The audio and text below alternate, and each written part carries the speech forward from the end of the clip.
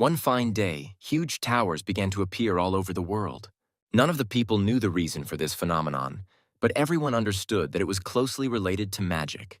Most people were happy to meet the mythical creatures inhabiting the towers, but for others, it only brought disaster. Terrible monsters from dungeons increasingly began to appear outside the walls of magic towers. To protect the world from their influence, the Chosen Ones began to study magical dungeons and clear them of monsters. To resist the terrible monsters inhabiting the magic towers, the Chosen Ones had to have superpowers. Over time, people started calling these chosen daredevils superheroes. Since childhood, the guy was fond of superheroes and did not miss a single TV show or news related to the Chosen Ones. The guy admired how superheroes used their abilities to help people. He really wanted to have superpowers and be famous all over the world, so he decided, by all means, to become one of them. To achieve his goals, the guy began to study hard, spending days and nights studying complex disciplines. The guy began his training with the simplest books that explained the basics of mana management. Every year, he moved on to more complex books and scientific treatises, devoting a huge amount of time to studying them. The moment came when the guy read almost all the books available in the country. Students gathered near the information board to get acquainted with the results of the entrance exams to the academy. The guy's name is Hanshin. He does not hide his joy because he successfully passed the entrance exam and took first place. Hanshin managed to get into the academy. His childhood dream came true, and now he can become a superhero. Hanshin is studying at the university for the second year. He reads the letter carefully. The guy learns that he occupies 274th place in the table of ranks. Hanshin is losing a training match. He believes that there are obstacles in his way that cannot be overcome. Hanshin lacks the innate skills that superheroes have, and the guy decides to leave the academy. Hanshin tries to forget about his only dream. He completely immerses himself in writing adventure novels. For the past year, the guy has been busy writing fictional stories about great heroes and their legendary battles. In his stories, Hanshin describes huge towers that are sources of magical energy. The guy comes up with a superhero who can control his mana and wield all types of bladed weapons. His stories feature a mysterious hermit who spent his entire life in the forest of death. Hanshin describes things in his stories that he could not achieve in real life. The guy has almost completed his last story. He is saddened by the fact that this is just a fictional story and not his real life. Hanshin decides to finish the last chapter but cannot decide on the ending. The guy decides to relax and get some sleep, and then finish his story. Hanshin turns on the TV. He switches it to his favorite channel to check the latest news. The announcer of the information block reports that the sacred hero, after long wanderings, is returning to his homeland. The voice of an announcer is heard, which says that most of the towers have been cleared by superheroes. The planet has become one step closer to a peaceful existence. Hanshin admires the superhero who, while very young, became famous throughout the world. The guy wonders why he lacks the innate skills necessary to become a superhero. Hanshin is confident that he put in a lot more effort than everyone else. Frustrated, the guy falls on the bed. He believes that he needs to forget about his superhero career. Hanshin falls asleep soundly, at which time his computer on the table turns on. A program is launched on the computer that informs about the formation of towers with a similar setting from the guy's stories. The program on the computer reports that the new tower has been successfully created. The morning of a new day comes. Bright sun rays make their way into Hanshin's room. The loud voice of the announcer of a news program can be heard from the TV. The guy fell asleep, forgetting to turn off the TV. The announcer is alarmed. He says that an unprecedented event has occurred. 5 new towers have appeared in the country overnight. There is a live broadcast from the places where new towers have appeared. The reporter lists the names of the towers. Hanshin instantly wakes up from sleep. The names of the new towers completely repeat the names from the guy's stories. Hanshin has a hard time believing what is happening. He believes that perhaps he heard it. The guy goes to his computer to check the information. Hanshin is very alarmed. He sees that all the files with his stories have disappeared from the computer.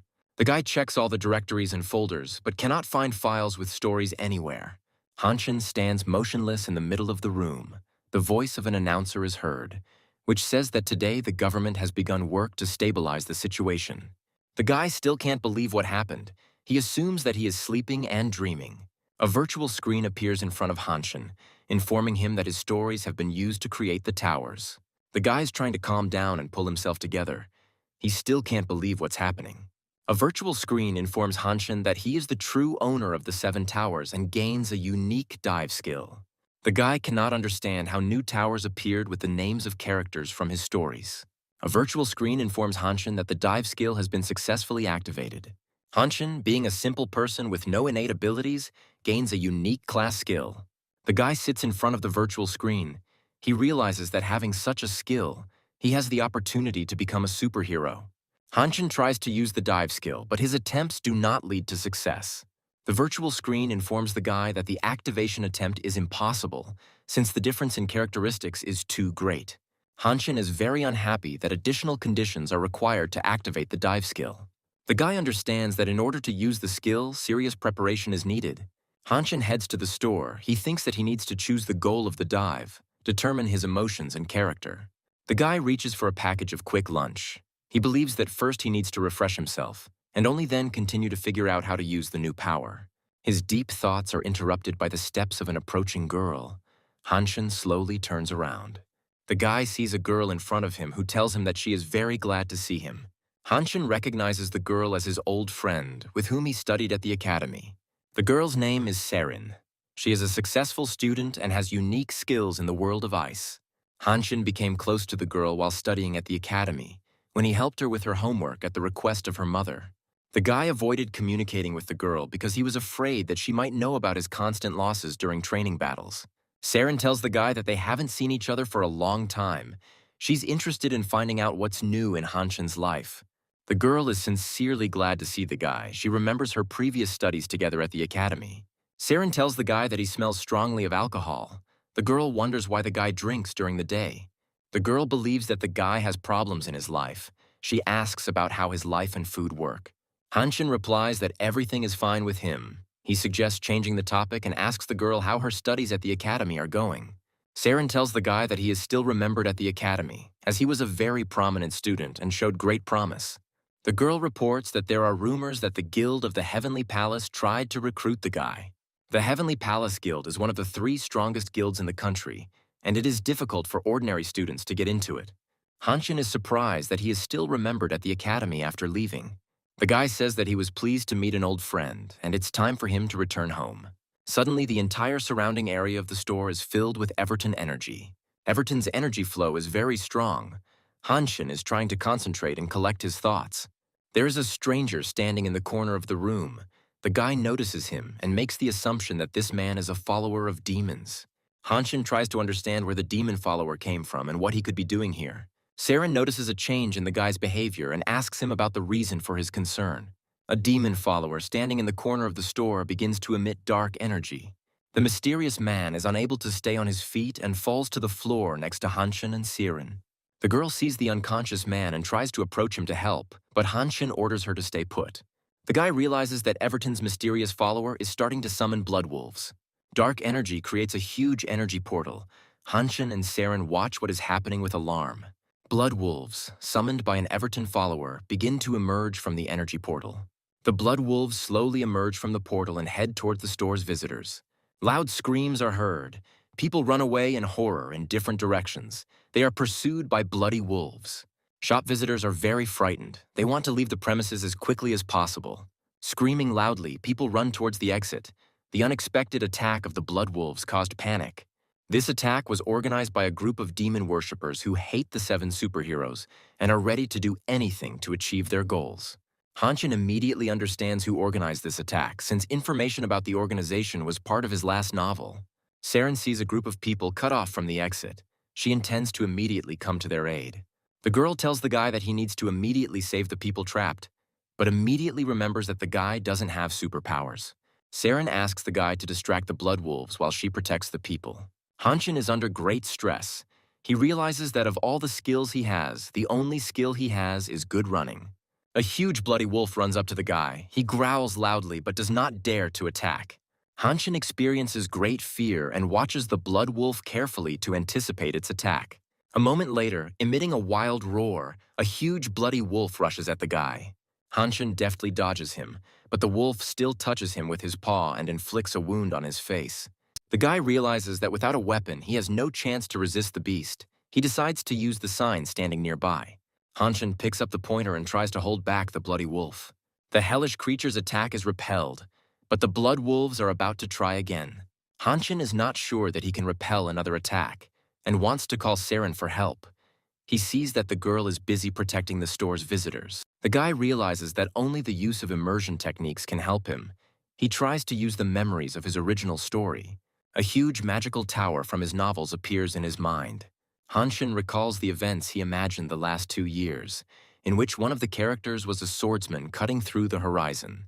The guy is going to borrow his abilities using the dive skill. Hanshin gives the command to activate the skill. A virtual screen appears, which informs the guy that there is a very large difference in strength. This can lead to instant death. The guy is very upset that he couldn't activate the dive skill. He goes into a frenzy and tries to activate the dive skill again. Hanshin forces himself to calm down and choose a specific target to dive from among the 7 heroes he has. The guy feels a change in the flow of energy around him and understands that he made the right decision. Hanshin focuses on memories of a character who can help him at the moment. The guy enters into an energetic connection with his hero and feels that this dive attempt should be successful. Hanshin gives the command to activate the dive skill. A virtual screen informs the guy that the dive has been successfully completed. Magic towers are a combination of reality and myth.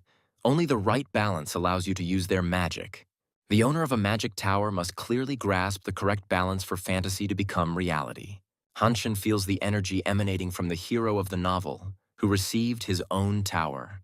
Having completed the dive, the guy has acquired the skills and strength of the chosen hero. He intends to destroy the Blood Wolves. Hanshin rushes to attack using the magical power of the Gate Guardian who was mentioned in his novel. The Gatekeeper's job was to counter superior enemy forces with a small force. A huge bloody wolf lets out a loud roar and rushes to attack the guy. Hanshin uses the pointer. He uses it like a spear and delivers a series of precise blows to the aggressive beast. During the fight, the guy's punching power increases, and his maneuvering skill is also activated. Using the acquired skills, Hanshin systematically destroys the Blood Wolves one after another. The leader of the pack of Blood Wolves remains alive. The guy is preparing to repel his attack. Suddenly, the leader of the pack turns around and tries to escape, as he realizes that he does not have the slightest chance of defeating the guy. Hanshin does not intend to let the leader of the Blood Wolves go. He throws a pointer at him, which overtakes the beast and destroys it. Saren uses his unique Ice World skill to save store patrons. The girl asks the people around her if anyone needs medical help. Saren thinks about Hanshin. She remembers that the guy has not yet awakened his magical skills. She is surprised by what she sees. The guy is standing surrounded by the defeated bloody wolves of Everton. At this moment, the diving skill is turned off, and Hanshin falls to the floor, exhausted. The guy is incredibly happy that he now knows how to use the dive skill. The virtual screen informs the guy that his body was not ready to withstand such force, and he will have to accept the energy return, which will cause severe physical ailments. Saren runs up to the guy. She's very worried about his condition and asks him if he is okay. Hanshin replies that he is fine, just experiencing severe muscle pain, since he has not had strong physical exertion for a long time. The girl is amazed at how the guy was able to repel the attack of the bloody wolves without any skills. Hanshin feels proud of himself. He was able to stop a whole flock of hellish monsters with his own hands. The girl believes that the training at the academy was not in vain for the guy. She does not yet realize that he has the diving skill. Hanshin realizes that he can use the immersion skill by using minor characters that match his level. The guy still cannot recover from the strong energy returns that continue to repeat after a short period of time. Hanshin decides that he needs to build up his stamina, and with these thoughts, the guy falls into a deep sleep. The loud ringing of the phone wakes up the guy, but he does not want to wake up and answer the call. After a while, the guy finally picks up the phone and reads the message that came to him. Hanshin makes a sharp move towards his computer to check the version that just occurred to him. The guy still feels very unwell due to energy kickbacks. Hanshin receives a huge number of messages on his phone. He understands that many people have become aware of the incident in the store. The guy sits down at his computer and sees that the news about the attack on the store is present on many information platforms. The news that Academy students saved people from monsters spreads across the internet with great speed. The guy answers Saren's call. She tells him that he has become a celebrity. Hanshin has dreamed of being a famous superhero since childhood, and he realizes that his life is beginning to change for the better. The guy's phone is constantly ringing and messages are coming in. All his old acquaintances want to meet him and chat. Hanshin believes that he needs to seize the moment. For him, the life of a superhero has begun. A guy is riding in a subway car. He is busy looking at breaking news on his phone. When magic towers first appeared, many superheroes rushed to conquer them. The most successful superheroes who were able to conquer the towers received rare and powerful skills, as well as world-famous popularity and millions of loyal fans. Hanshin reads that at the moment the difficulty of the towers has increased to an impossible level. It is extremely difficult to conquer the magic tower. The Swordmaster Tower is based on the stories of Hanshin. So far, no one has been able to enter the tower, not even high-ranking superheroes. Walking fast is very difficult for the guy. He constantly thinks that he needs to train more. Hanshin, with great difficulty, tries to regain his lost breath. He reached the magic tower of the Swordmaster. The guy looks at the magic tower. Its majestic appearance makes him feel delighted. Hanshin approaches the large stone located at the entrance of the magic tower. He feels the energy of the 7 heroes. It's unusual for the guy to see words and phrases carved on stone, which he previously could only imagine in his imagination. The loud cry of a stranger distracts the guy from his thoughts. The stranger asks him to be careful. The stranger concludes that this is the guy's first time near the tower and asks him not to touch everything. Hanshin knows that the tower can be entered simply by touching certain magical objects. An energy connection arises between the guy and a large stone located next to the magic tower. The tower recognizes Hanshin as its true owner. The guy hears a voice that invites him to visit the magic tower. At the same moment, Hanshin finds himself inside the space of the magic tower. He stands in a clearing overgrown with grass.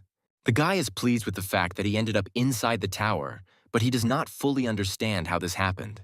Inside the tower space, a superhero sits behind a large screen. He expresses his dissatisfaction with the fact that someone outside is hanging around his tower. The superhero finds such an incident very strange. He does not like Hanshin. He calls him an idiot. The superhero scans Hanshin's mana. It indicates that the guy is a simple person. Using surveillance systems, he continues to monitor Hanshin and concludes that something is wrong with the guy. The owner of the tower decides to call Hanshin inside in order to get answers to his questions. The superhero's name is Dissect. He orders to invite the guy to the first floor of the Swordmaster's tower. On a busy street, a talk show dedicated to conquering magic towers is broadcast on a large television screen. Hanshin recalls how in the recent past he made superhuman efforts to become a superhero. The guy took last place in the practical exam and was labeled a failure. A virtual screen appears next to Hanshin, informing him that he has been invited inside the magic tower. The virtual screen demands that the guy stop pretending to be a loser and go inside the tower. The owner of the tower lowered the difficulty level for entering the tower. This greatly interested Hanshin. The guy asks how the tower owner can change the difficulty level of the defense. Hanshin realizes that Dissect may be very different from the character he created. He recalls the story of his fictional hero who, with the help of his teacher, awakens mana, defeats his enemies, and becomes a famous superhero. In the past, he could not imagine that he would be able to talk to the main character of his book. The guy remembers what other options there might be in order to penetrate the tower. A loud scream distracts him from his thoughts. A huge, majestic dragon hovers in the sky above the guy. Hanshin looks at it with fascination. The guy remembers that disaster-class monsters should appear in 50 minutes. Hanshin decides to start doing something. If he remains in place, he will certainly die. To begin with, Hanshin is about to understand where he is. He feels the wet soil of a grassy meadow under his feet. The guy examines the space around him. He sees a large number of incomprehensible pieces of wood. Hanshin picks up one of the pieces of wood from the ground and looks at it carefully. The guy realizes that these are fragments of wooden swords that are used for training. Hanshin continues to look at the fragments of wooden training swords and remembers the first chapter of his novel. The guy remembers that the tower in which he is located was the place where the untalented boy awakened his talent. Hanshin picks up a piece of wood and makes a wooden training sword. The main character knows that the opening part of the novel will take place in the tower, so he begins intensive training.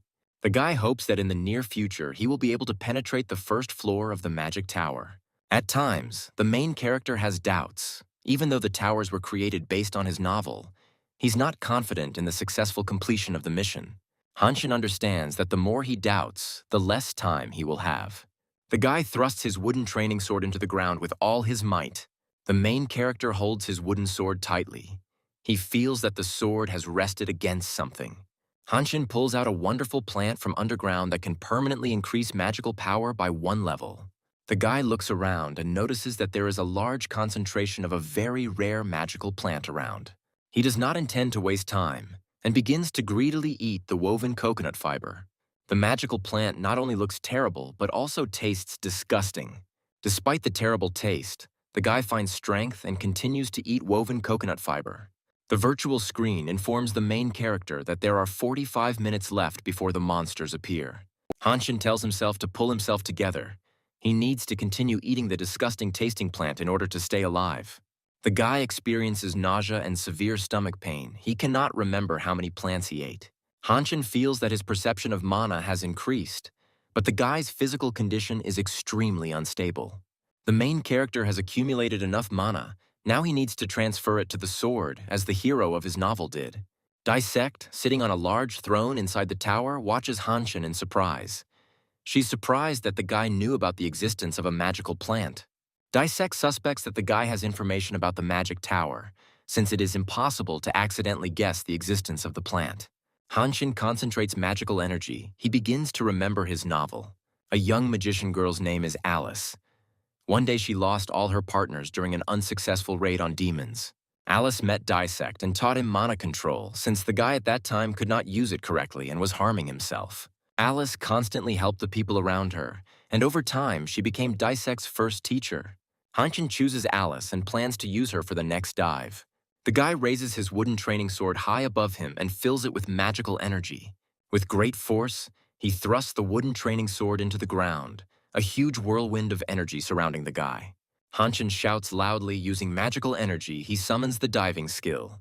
The surrounding space is illuminated with flashes of energy. The immersion into a high-level magician has been successfully completed. Dissect watches Hanshin carefully. He jumps out of his chair in surprise. He feels a familiar energy. Dissect can't figure out who the guy is. He senses his teacher's mana.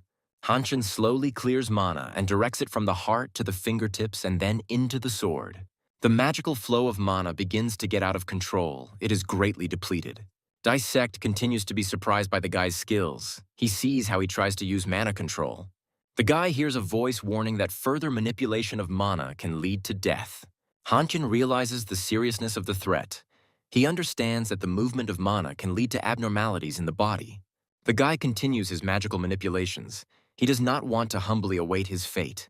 Hanshin experiences severe overloads. With the help of monstrous efforts, he maintains control over his mana. The energy funnel surrounding the guy disappears, the wind subsides, and an oppressive silence sets in. Hanshin has lost a lot of strength. He is bent over, holding on to his wooden training sword. The TV presenter of the talk show is reporting live from the scene. She greets her regular viewers. The TV presenter says that near the Magic Tower there are many superheroes who decided to try their luck. She reports that over the past 2 weeks, no one has been able to get inside the tower. A girl approaches a random superhero and asks him for permission to interview her. The TV presenter asks the guy what he thinks about the difficulty of entering the new Magic Tower. The girl wonders if anyone will be able to get inside the tower today. The guy reports that he knows that the tower is somehow connected with combat swords. He says that soon he will have more information, and he will be able to clear the new Magic Tower without much effort. A message arrives that the first floor of the tower has been cleared, so the passage to the Swordmaster's tower is temporarily blocked. Those present were very surprised. They do not understand who was able to do this and when. The operators are discussing among themselves the unexpected clearing of the first floor of the tower. They believe that a mysterious and very powerful newcomer has appeared among the superheroes. The operators say that something is happening near the entrance to the tower, and if you have time, you can get an exclusive interview. The girl hears their conversation and orders them to quickly run to the entrance to the Magic Tower. The talk show host is in a hurry. She does not notice Hanshin lying in her path and steps on him. The girl looks at Hanshin attentively. She's very surprised by the guy's complete lack of reaction. The talk show host does not understand whether the guy is sleeping or unconscious. The operator's voice is heard asking the girl to hurry up. The talk show host apologizes to the guy and continues her run. The main character gradually begins to come to his senses. He gathers his strength to get up. Upon regaining consciousness, the first thing he discovers is that he is outside the tower, which greatly surprises the guy. Hanshin doesn't understand why he is outside the tower since he cleared the first floor. The main character clearly hears Dissect's voice. He is surprised that the owner of the tower can communicate with him outside of it. Dissect tells the guy that he can communicate with him both inside and outside the magic tower. The owner of the tower watches the main character. He's amused by the surprised appearance of Hanshin. A virtual screen appears in front of the guy, which informs him that Dissect can only talk to him outside the tower. The virtual screen tells the guy that Dissect is very interested in the show he put on inside. Dissect requires the protagonist to immediately reveal all his cards and inform him of who he really is. Hanshin replies that the time has not yet come for this. He says that he was glad to meet Dissect and promises to see him later. Dissect informs the main character that he will not leave him alone and is going to follow him. Hanshin reacts surprisingly calmly to this news. He believes that Dissect cannot be dissuaded. The guy is at home. He lies in bed and thinks that Dissect has an extremely stubborn character. Hanshin rested a little, he slept well, and he feels much better. All the events that happened in the tower are perceived by the guy as a dream, but he looks at his palm, emitting magical energy, and realizes that this is not so. Hanshin watches with surprise the changes happening to his body. He does not understand what is happening to him. The main character's body is overflowing with mana. He is going to immediately check the characteristics. Hanshin's mana increased sixfold, and his strength, agility, and endurance increased. The guy carefully reads the information on the virtual screen. He's happy that he has acquired 7 new skills. The voice of Dissect is heard, telling the guy that he has improved quite well lately. Dissect asks the main character to check the stat window, as it gave him more than just skills. Hanshin learns that his mana limit has been completely removed, and his sensitivity and control have also increased. The guy jumps out of bed in joyful emotions. The voice of Dissect is heard, which reports that he expected such a reaction. On the territory of the academy, there is a huge inspection and testing center. The guy passes through the turnstile unhindered, since his old study pass is still valid. Dissect's voice can be heard praising the guy for deciding to immediately train immediately after clearing the first floor. Hanshin is not going to train. He intends to test his new combat capabilities. The guy is closely watched by a man standing in the corner of the room. He feels extreme hostility towards the main character. Hanshin manages to dodge the object flying at him in the last fractions of seconds. Someone threw a can of soda water at the guy with great force. The force of the throw was so strong that it flattened the can. From the depths of the room, Hanukil approaches Hanshin. He asks the guy where he has been hiding all this time. The main character does not enjoy the presence of Hanukil, who constantly ruined his life during his studies. Hanukil makes offensive jokes about the guy. He doesn't mince words. Hanshin thinks about why, out of many people, he met Hanukil today. Hanukil tells the guy that he came to the academy in vain. He continues to insult the guy. Hanshin does not hear the words that Hanukil speaks to him. He is immersed in memories. While studying at the academy, Hanukil defeated the guy in numerous fights. He did this with particular cruelty and bullying. Hanukil constantly mocked and insulted Hanshin. He considered him a second-class citizen. Hanukil tells the guy not to dare complain to the teachers, otherwise he will destroy him. The main character did not think that he would be able to meet his offender so soon. He intends to settle accounts with him for past grievances. Hanukil approaches the guy. He asks him in a quiet voice and in a mocking manner for permission to beat him once.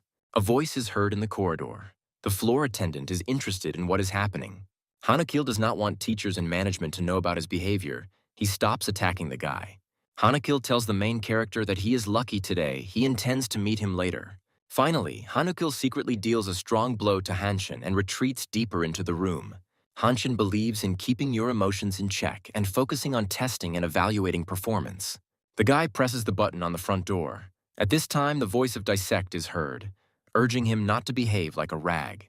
Hanshin believes that you need to deal with priority tasks and not waste time on disgusting moral monsters. The guy is standing in the middle of a huge room. A metallic voice tells him to stay in place and not make any movements. The retina is scanned and the student is identified, and the test system checks the information. The test system asks the guy what difficulty level he will choose. Hanshin selects the minimum difficulty level. The training system has analyzed the guy's characteristics and summons a low-level monster. The training system offers Hanshin to choose a weapon for a duel with a monster. The guy is going to test the level of his acquired skills, so he chooses a sword. Hanshin is pleased with the skills he has acquired. The sword lies comfortably in his hand. The guy does not feel its weight. The main character's body has acquired excellent mobility. He feels light and confident. Hanshin is eager to engage in battle with the monster. He hopes that the fight will bring him pleasure. The monster rushes to attack the guy. Hanshin cuts the training monster in half with a sharp blow. The guy cannot hide his joy. He defeated the training monster in a few seconds and set an academy record. Hanshin's next opponent is a more serious monster, a third-level wild stone wolf. The students present, located in the main hall, carefully watch the guy being tested using a large screen. Hanukil turns his attention to the noise and excitement near the screen. He becomes interested in what is happening there. The test is closely monitored by a teacher named Pomchun. He is a zero-generation superhero with a lot of skills. Hanukil approaches Pomchun. He says that he has long dreamed of becoming his student and asks to watch a video of his fights. Teacher Pomchun replies that it will be difficult since he has just discovered an interesting guy. Hanukil wonders who could have attracted the attention of the academy teacher. Letting out a loud growl, the huge stone wolf slowly approaches Hanshin. The Pomchun University teacher presses the speakerphone button. He intends to instruct the guy. Pomchun asks the main character if he can hear him well. The teacher's voice distracts Hanshin from the fight for a moment. The guy answers Pomchun.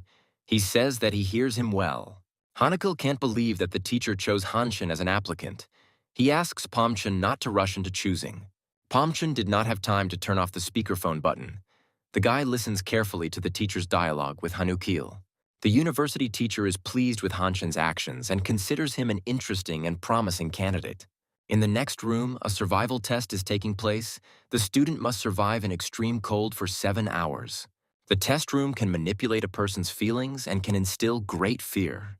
Most subjects experience intense fear, which prevents them from passing the test, but Hanshin does not respond to suggestion. The academy teacher notices that the guy is not the least bit scared and is not trying to escape. Hanshin is preparing to repel the attack of the stone wolf. The guy intends to pass today's test with an excellent result. The academy teacher presses the speakerphone button. He intends to find out who the guy is, a desperate daredevil or a fool. Pomchun asks the guy over the speakerphone whether he can hear him well and asks him to answer him. Hanshin cannot clearly hear the teacher's voice. He does not understand what he wants to tell him. Pomchun advises the protagonist to approach the stone wolf to see its weak point. This time, the guy heard the teacher's words well. He is going to follow his instructions. Hanshin does not want to provoke the stone wolf into a premature attack, so he approaches it very slowly. When the guy reaches the required distance, he rushes to attack the monster. Hanshin delivers a series of slashes at the stone wolf, but the beast manages to dodge them. The guy intends to find a weak spot in the stone wolf's energy defense. A moment later, he discovers a gap in the energy protection located on the back of the monster's neck. The guy begins to approach the stone wolf to deliver the decisive blow. Hanshin hopes that he has correctly identified the weak point in the enemy's defense. The guy rushes at the stone wolf to hit his weak spot with all his might. The stone wolf counterattacks the guy. Hanshin meets him with a sharp blow from his training sword. The students and the teacher are in front of the screen. They praise and admire Hanshin. Hanukil cannot believe his eyes. He is very surprised by Hanshin's skills and begins to hate him even more. Pomchun's teacher sees the guy's reaction and asks if he knows Hanshin. Hanukil answers the academy teacher. He says that he knows the guy a little, since in the past they studied in the same course. Hanshin is a little tired after the training match. He hears Daisek's voice, which says that the guy showed himself well for a beginner.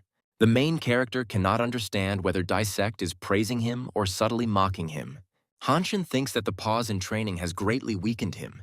He plans to study a lot in order to use immersion more effectively. The guy remembers Dissect. He hopes that communicating with him will not make his character just as nasty. Hanshin's thoughts are interrupted by a loud voice, someone calling him by name. Opposite the guy is Pomchun. He says that it was he who spoke to him on the speakerphone. Hanshin greets the academy teacher and asks him who he is. Pomchun introduces himself to the guy and tells him that he is a teacher at a secret department. The main character tells Pomchun that he used to study at the academy, but was forced to take a leave of absence. Pomchun asks the guy which teacher taught him so well. Hanshin replies that the teachers did not give him much. Most of the time, he studied on his own. Hanukil is always behind the teacher. He's silent all the time and listens carefully to the conversation. Pomchun says that there is no need to be offended by teachers since they are different, and informs the guy that from today he will study with him. Hanukil falls into a state of intense rage. He cannot come to terms with the fact that Hanshin will be enrolled in the secret faculty instead of him. Hanukil considers this decision of the teacher unfair, since he wields a sword much better than many. He is one of the strongest students in the academy and has sports ranks in martial arts. In addition, Hanakil is one of the few who masters the rare technique of fighting with a spear. Pomchun tells the main character that he can teach the guy anything he wants. The proposal from the academy teacher caused Hanshin joy and surprise. The guy was unable to contain his emotions. Hanshin assumes that the teacher at Pomchun Academy is proficient in all skill classes. The guy thinks about what great prospects will open up for him if Pomchun starts teaching him. The academy teacher notices traces of doubt on the protagonist's face and asks the guy if he trusts him. Pomchun tells the guy that there is no need to doubt your abilities. You need to be confident to achieve victory. A university teacher is going to do a test to see what suits Hanshin best. Pomchun uses his superhero gaze skill to get into the guy's mind and get information about him. Hanshin feels like a university teacher is trying to invade his mind using magical skills.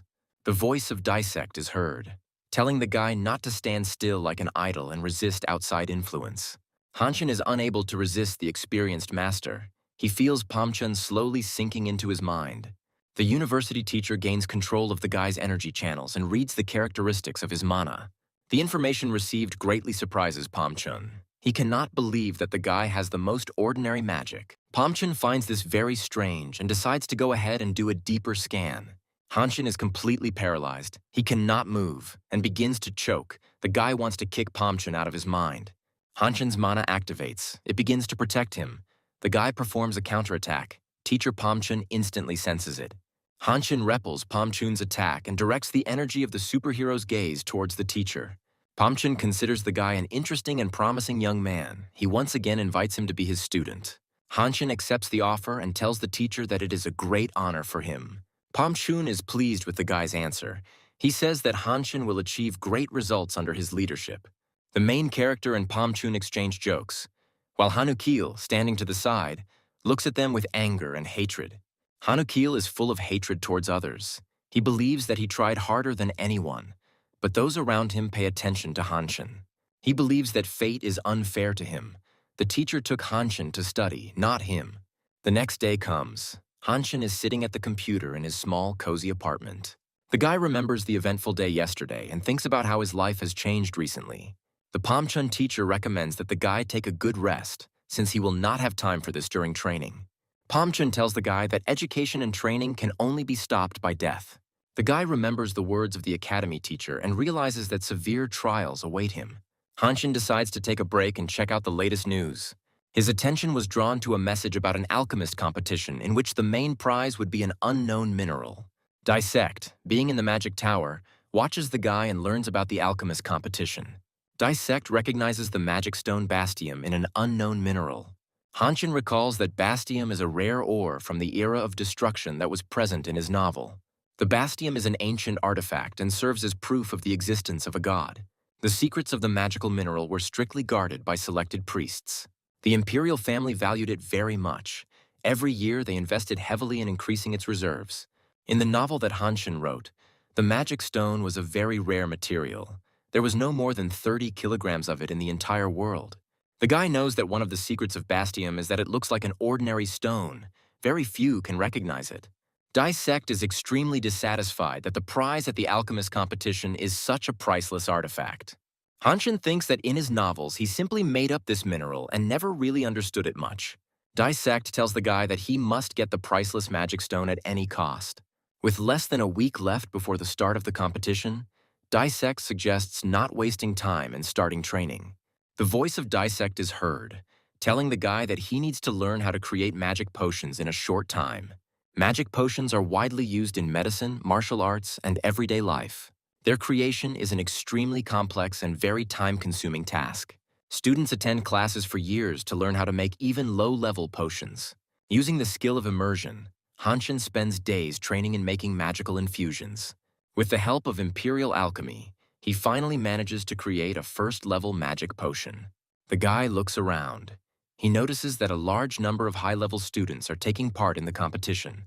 Among the many participants in the competition, Hanshin sees famous students. One of them is Ronald.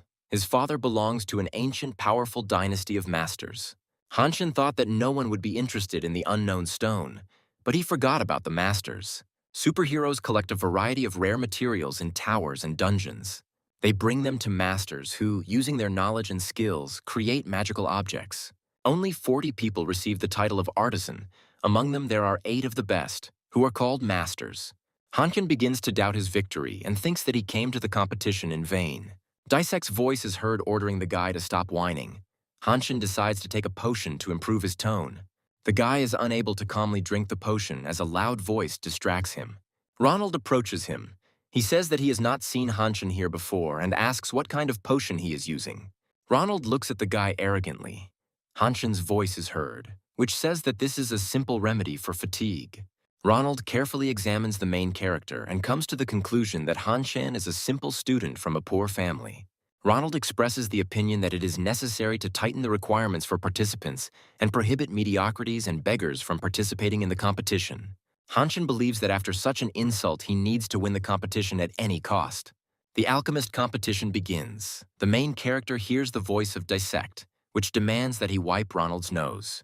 The participants begin making magic potions. They are in a hurry and fuss, since only 2 hours are allotted for the competition. Ronald is pleased with the organization of the competition and appreciates the quality of the ingredients and the technique provided by the organizers. His attention is drawn to Hanshin. The guy is standing motionless near the table with the ingredients. It is clear that he is in no particular hurry. Hanshin activates the dive skill in order to win the competition. Ronald calls the guy an idiot. He believes that he needs to move quickly in order to have time to collect quality ingredients and prepare a magic potion. He considers Hanshin a failure and intends to ignore him. In the huge guest room, workers are installing complex equipment. They plan to install a gravity control magic circle to concentrate mana as soon as possible. The girl says that the new student must be very talented, since ordinary gyms do not install such a number of magic circles. Pamchun tells the girl that his new student is a former student who was taking a break from the academy. He tells her that the new student was able to block his unique superhero gaze skill. Pamchun believes that Hanshin's skills are at least equal to his, and perhaps even superior in some ways. The academy teacher looks at his watch. He reports that he has an important meeting today. He says goodbye to the girl and asks her to supervise the installation work. Hanshin stands in front of the table with ingredients. He activates the dive skill. The guy chooses a target for the dive. This time it is the powerful alchemist Arian. In the guy's novels, the girl was a student of the great alchemist. She was not the best, but she had unique skills. Arian was fully aware of her shortcomings, so she read 100 magical books a day. As a result, she became the first student of the great alchemist who shared his invaluable knowledge with her. Arian is capable of creating unique alchemical potions with which Hanshin can gain secret skills. The main character slowly drinks the magic potion that he received from Arian. A moment later, Hanshin is captured by a strong air vortex. The guy receives a huge amount of knowledge. The main character feels that his head is about to explode from the amount of information. He hears a voice saying that the amount of knowledge exceeds the permissible limit. Hanshin temporarily gains alchemy knowledge and experience, which increases every minute. Dissect watches the guy. He feels that the energy is different from what it was during their training together in the tower. Hanshin has experienced severe physical and mental overload. The guy is trying to come to his senses and collect his thoughts. After a while, he returns to reality and carefully looks around. Hanshin realizes that there is little time left to prepare the magic potion, so he heads to the shelves with the ingredients. The guy observes empty shelves in front of him. While he was busy activating the immersion, all the ingredients were sorted out. Hanshin understands that only poisonous plants and minerals with weak magical powers are available. The voice of Dissect is heard. He tells the guy not to waste time and start making poison, which can count as a useful potion for fighting monsters. Hanshin's gaze falls on the Dilipia bush. It can raise body temperature and even melt veins if consumed without processing. The guy comes up with a great idea. He is confident that even with poisonous ingredients, he can prepare a first-class potion. Hanshin takes a small bowl with his hands and quickly pours the necessary herbs and minerals into it. The guy is in a hurry. He pours the ingredients onto the table and casually throws the bowl aside. Hanshin looks carefully at the poisonous plants. He hears the voice of Dissect, who asks the guy to be careful. The main character concentrates mana energy in his hands and begins to perform magical manipulations. Hanshin believes that the other members' potions will be mere trifles compared to his masterpiece. The guy works with extreme caution with the potion, since just one drop can destroy 1,000 people. The participants are closely watched by the Master of Alchemy Rhine. His attention is attracted by Hanshin. Master Rhine sees that most of the participants are making ordinary restoration potions or simple medicines. Ronald is the undisputed leader in the competition. The guy makes a potion with a complex composition and a unique effect. Master Rhine notices that Hanshin does not use laboratory machines or complex devices. This greatly surprises the Rhine Master, since the participants are very limited in time. Hanshin intends to remove the excess poison and transfer the magical substance into purified water. Master Rhine watches as Hanshin attempts to remove the poison by hand. He is very surprised that the guy was able to separate the factions and enhance the effect of the plants. Master Rhine has never met students who have implemented this technology without the use of special equipment. A mistake can lead to the fact that the strength of the poison will increase many times. The Rhine Master realizes the threat and demands that the competition be stopped immediately. The audience reacts very emotionally when they learn that a potion of a unique class has appeared. The host announces that a student named Hanshin comes forward and takes first place. Hanshin met the deadline and created a unique elixir using a limited number of ingredients. Master Rhine cannot believe that an ordinary student could cope with such a difficult task. Ronald realizes that victory has slipped out of his hands. He cannot contain his emotions. The presenter's voice is heard, announcing that Hanshin is the winner of the alchemist competition. Ronald completely loses control of himself. He declares that a beginner cannot make a unique potion. He loudly declares that Hanshin broke the rules and cheated in making the potion. Ronald, in a fit of anger, demands that the guy immediately admit to fraud. Master Rhine demands that Ronald immediately stop his misbehavior and pull himself together. Ronald immediately lets the guy go because he doesn't dare contradict his father. Master Rhine is unhappy that his son is disgracing him with his disgusting behavior. Ronald tries to justify his actions and claims that Hanshin is a fraud. Master Rhine answers his son. He says that he is able to distinguish a fraudster from a normal alchemist. Rhine demands an immediate apology. Ronald asks Hanshin for forgiveness. The main character shows mercy. He forgives Ronald and says that he does not hold a grudge against him. Master Rhine thanks Hanshin for participating in the competition and admires the guy's abilities. Rhine wants to find out from the guy who taught him the unique techniques with which the elixir was prepared. Hanshin reports that he devoted a large amount of time to self-study. Master Rhine and his son are very surprised. They cannot believe that the guy was able to achieve such results on his own. The conversation is interrupted by the host of the competition. He asks Hanshin to go on stage. Master Rhine considers the guy a very promising young man. He tries to support Ronald and tells his son that he will definitely achieve great victories in the future. Ronald promises to study hard in order to take first place in the next competition. Hanshin takes the stage and the award ceremony begins. The Pomchin Academy teacher is pleased with his new student and gives him the championship cup. Hanshin is incredibly happy to receive the championship cup from the hands of his new teacher. The main character and his new teacher are sitting on the veranda of a cozy cafe. They are discussing the past alchemist competition. Pomchin is very surprised by the level of knowledge that the guy acquired through self-study. Hanshin informs his teacher that the reason for his participation in the competition is the magical mineral bastium. The academy teacher knows nothing about the unique properties of the magical mineral. He tells the guy that it never ceases to amaze him. Pomchin asks Hanshin a question. He wants to know if the guy was in any guilds before becoming his student. The guy replies that he did not undergo any individual training and was not a member of any guild. Pomchin's voice is heard. He says that he does not understand why the guy needs bastium. Hanshin reacts emotionally to his words. Pomchin carefully examines the magical mineral.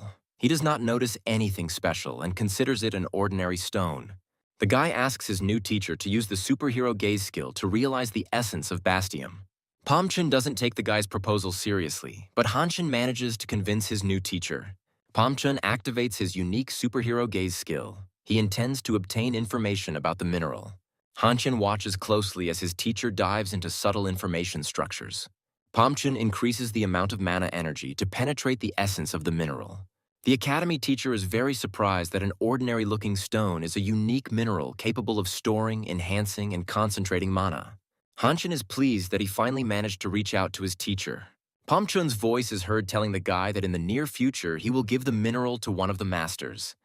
Hanshin is incredibly happy about this news. Pomchin suggests that the guy relax or meet with friends before training begins. Hanshin begins to remember his old friends with whom he studied at the academy. Pomchin says goodbye to the guy. He says that he will prepare an individual training program for him. Hanshin hasn't talked to his friends for 2 years. He takes out his phone to call them. The guy is looking through the list of contacts on his phone, and suddenly his old friend calls. Hanshin's old friend tries to call, but the guy doesn't pick up. Suddenly, the main character turns his head and sees that his old acquaintance is very close to him. The guys are sitting in a restaurant, remembering their studies together and having fun. An old friend's name is Khan. He is very surprised that they met near a cafe. Khan is a leader in the academy and has shown outstanding ability in all disciplines since joining.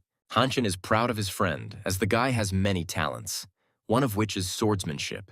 Khan tells the guy that there was quite a commotion in his academic group chat when he said he was having lunch with Hanshin. Khan informs the guy that Yuna will soon join them. The girl expressed her desire to meet. Hanshin becomes very worried when he hears this news. Yuna helped the guy deal with problems at the academy. She was always on his side. Khan tells the guy that it was very difficult for Yuna when Hanshin stopped communicating. Khan says that the girl is already very close. They are separated by only a few blocks. Hanshin begins to feel the presence of Everton's energy. The energy belongs to the type of curse.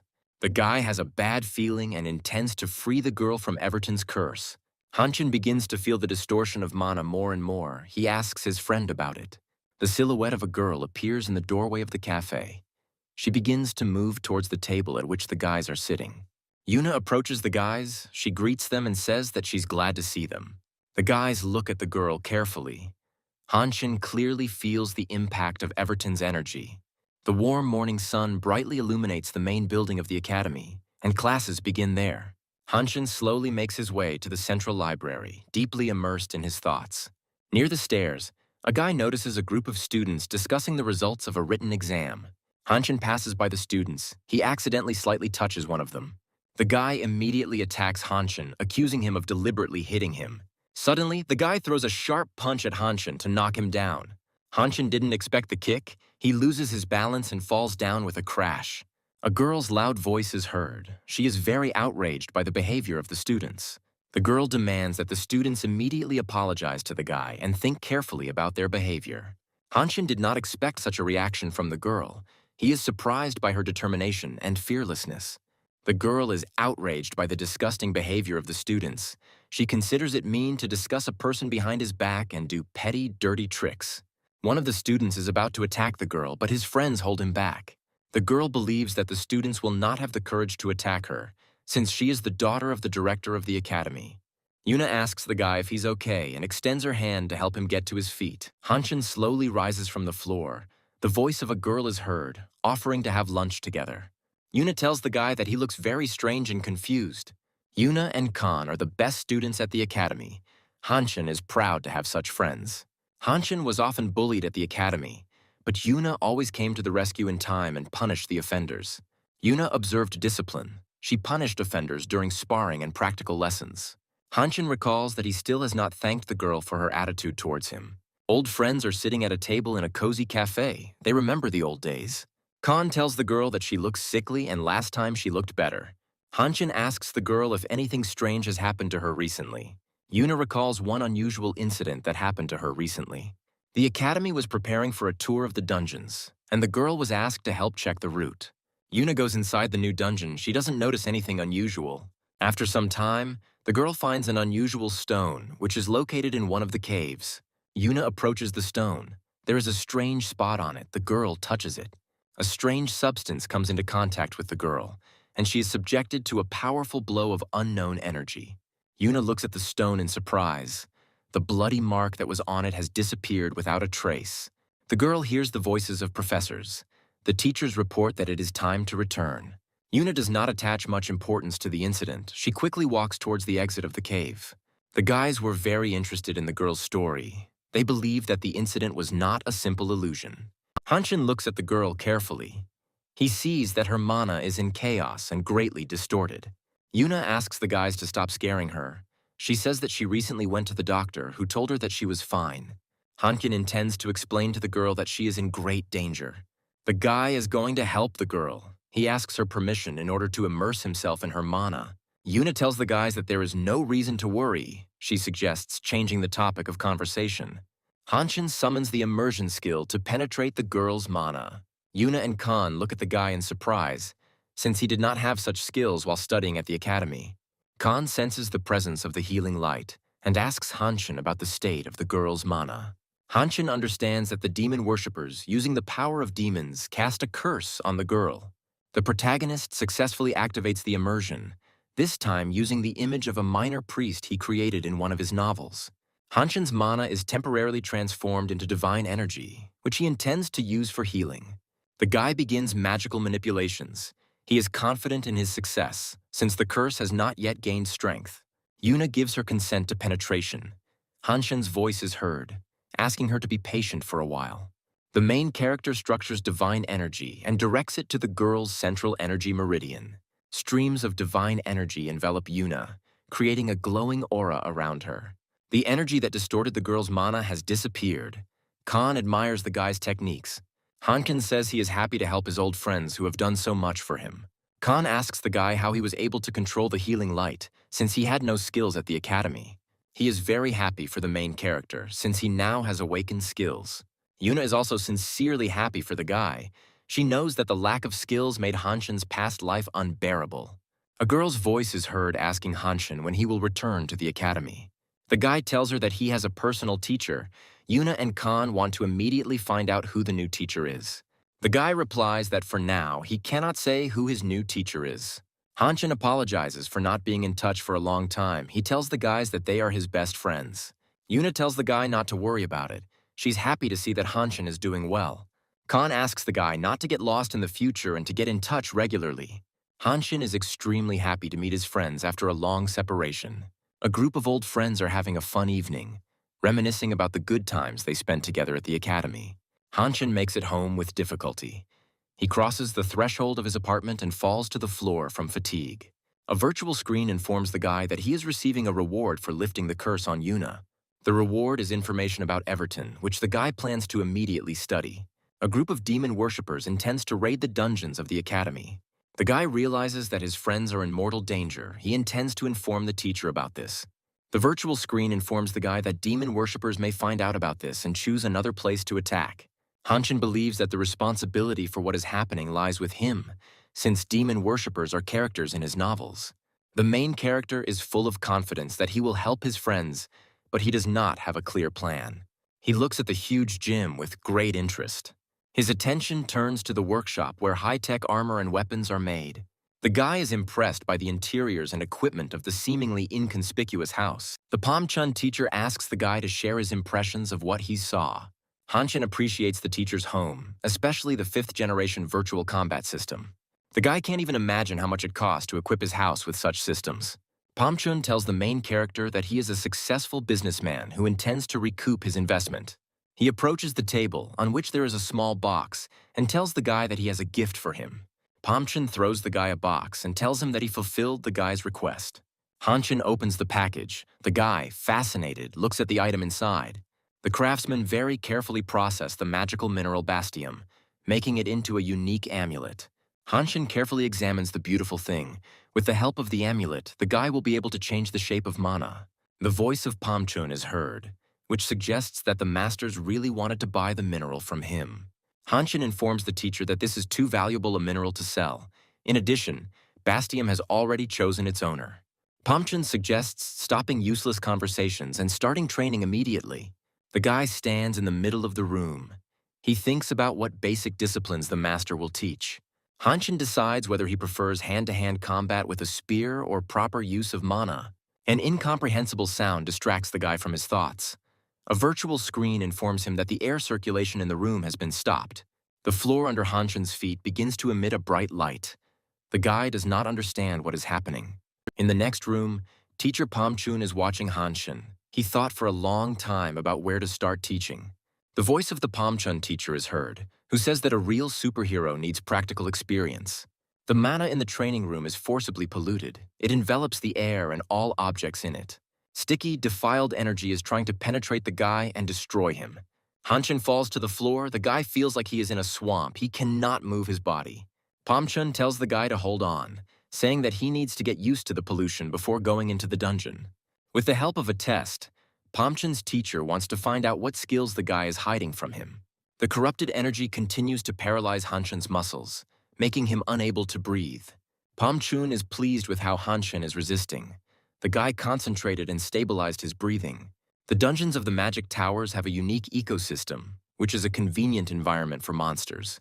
The air of the dungeons has a complex composition, and if a person dies in the dungeon, it leaves an energetic trail of fear and suffering that pollutes the dungeon. Hanshin resists the effects of pollution for 55 minutes. The guy remembers that the tower had automatic purification, so he had not encountered such energy before. Hanshin thinks that he will not be able to withstand the powerful impact only with his persistence. Pomchin sees that the guy's strength is running out. He hopes that Hanshin will soon show his hidden skills. The teacher fails to find out the guy's secret. Hanshin remains inside the training room for a long time without using his abilities. The main character believes that he can't take it anymore and says that he intends to use his unique abilities. Pomchin hears him clearly. The teacher reacts emotionally to the guy's words. Hanshin tells the teacher that he did not intend to use his unique skills. Pomchun's voice is heard, asking the guy why he hasn't used his skills for an hour. Hanshin laughs loudly. He saw through the teacher's plan and tells him that he should have just asked about the hidden skills. This makes Pomchin very irritated. He tells the guy that the tower dungeon is no joke. The main character hears Dissect's voice, which tells him that without his help, the guy would not have lasted even a minute. Dissect notices that after the test, the guy's superhero mana has improved a lot. Hanshin feels an extraordinary lightness in his body. The transformation of mana allows him to concentrate the energy ball. Pomchun has finally achieved his goal. He carefully watches how the guy uses his unique abilities. Hanshin is going to get rid of filth through a purification ritual. The guy is thinking about which hero from his novels he should use for immersion. Hanshin uses the minor priest to immerse. His mana is temporarily converted into divine energy. The skill is successfully activated. Hanshin is under the reliable protection of divine energy. The younger priest protects the guy. The sacred energy quickly heals his body. Teacher Pomchun believes that using this skill, the guy will soon lose consciousness. Pomchun is very surprised. The guy continues to remain conscious. Hanshin notices his teacher's reaction and asks why he is surprised. Pomchun can't take his eyes off the main character. He's never heard of this or seen anything like it. Having managed to hold out for more than 4 hours, the guy became very weak and lost consciousness. Teacher Pomchun is proud of his student.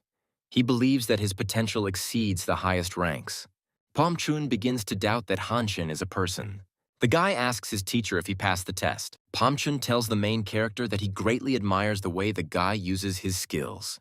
The teacher comes down from the observation room. He goes to Hanshin and informs him that sword training will now begin. Hanshin is very surprised. The teacher did not give the guy time to rest and recover. Pomchun tells Hanshin that he will use his swordsmanship to its full potential. The guy is not good at sword art, so he asks the teacher to reconsider his decision. Over time, Hanshin notices that the rigorous training regimen gives good results. He has acquired excellent physical shape and feels good. The academy's management has planned a trip to the dungeon, which is located in the Tower of Light. Hanshin believes that students have nothing to worry about, as the squad will have security and high-level teachers. Lately, the guy has been training a lot, not only his body, but also his ability to control the flow of mana. Understanding alchemy also benefited the guy. He was able to organize a small business.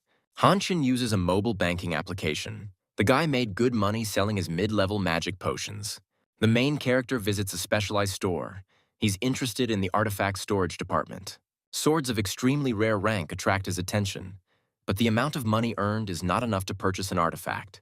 With the money received from the sale of potions, the guy purchased high-quality uniforms and weapons. Hanshin reflects on his life as a superhero. It is hard and dangerous, but has many pleasant moments.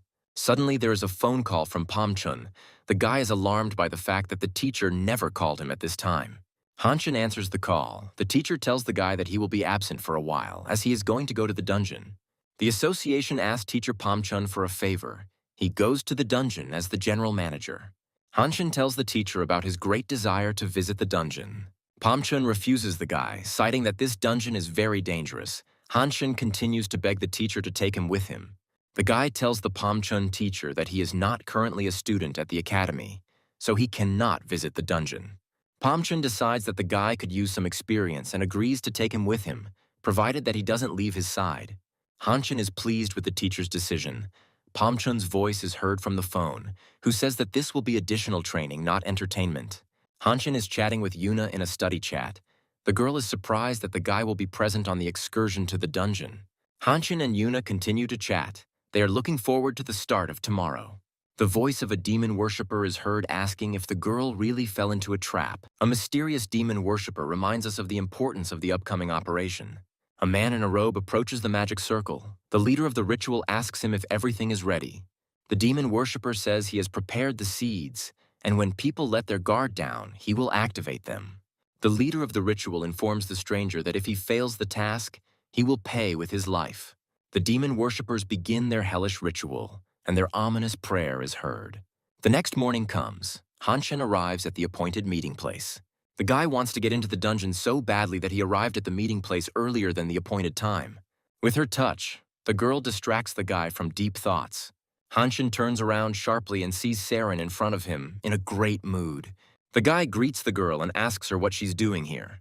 Their conversation is interrupted by Yuna and Khan approaching. They loudly greet the guys and say that they are glad to see them. Khan asks the guy a question about how he ended up on the excursion, because only full-time students have the opportunity to participate in the excursion. Hanshin informs the guys that this is the decision of his individual teacher. This surprises those around him. Suddenly, Saren's attention is attracted by an approaching man. The girl looks at him in fascination. The students are approached by teacher Pamchun, who is a very famous and respected teacher among the students. Hanshin's friends are thrilled that teacher Pamchun will be accompanying them. The main character doesn't want his friends to know that Pamchun is his new teacher. The guy is under a lot of stress. He doesn't want to be the center of attention. Teacher Pamchun is puzzled by the guy's reaction. He doesn't understand why he pretends like he doesn't know him. Hanshin invites his friends to meet his new teacher. Saren cannot contain her delight. She is incredibly happy that her friend is studying with the legendary teacher. Khan is very surprised that Hanshin hid the name of his new teacher. The excursion group enters an area called the Night of Screams. The students and the teachers accompanying them feel how the infected energy begins to suppress them. Khan tells Yuna that this dungeon is very different from her stories. Yuna has a strange feeling. She is going to tell the professors about this. The excursion group moves deeper into the zone. The voices of students are heard discussing the level of difficulty of the dungeon. Saren tells Hanshin that she is becoming very scared. She invites the guy to stick together. The excursion group included Hanukil, who still cannot come to terms with the fact that Hanshin is a student of the great teacher. Hanukil carefully watches Hanshin and his friends. He has a fierce hatred for the main character. Hanshin recalls which of his novels featured an area called the Night of Screams. A wild, loud roar is heard, which makes the guy terrified. The blood in his veins groans from the hellish sound. Hanshin senses a large number of strange creatures approaching the excursion group. Everyone in the group starts seeing them. Pamchun orders everyone to calm down and stay together. Students form a dense magic circle. They hear the voices of strange creatures who want to devour their internal organs. Hanshin realizes that he has little time. He frantically tries to remember the chapter of his novel in which strange creatures were described. The teachers draw their swords. They prepare to repel the attack of vile creatures. Hanshin recalls the chapter in which he described the screaming night zone. He demands that teachers stop immediately. Pamchun looks closely at the main character. He wants to understand why the guy is trying to stop the teachers. Hanshin tells his teacher that under no circumstances should he attack vile creatures. The guy tells the teachers that vile creatures are a special type of evil spirits. Hanshin states that despite the terrible vile appearance of evil spirits, they will not harm anyone. Evil spirits are attracted by the warmth of people and the beating of their hearts. They surround students and teachers, but do not dare to attack them. Pamchun asks the main character how he is confident that evil spirits will not attack them. The voice of Hanshin is heard. The guy says that if you attack evil spirits, then all the dead people in the forest will join them and will haunt them until their death.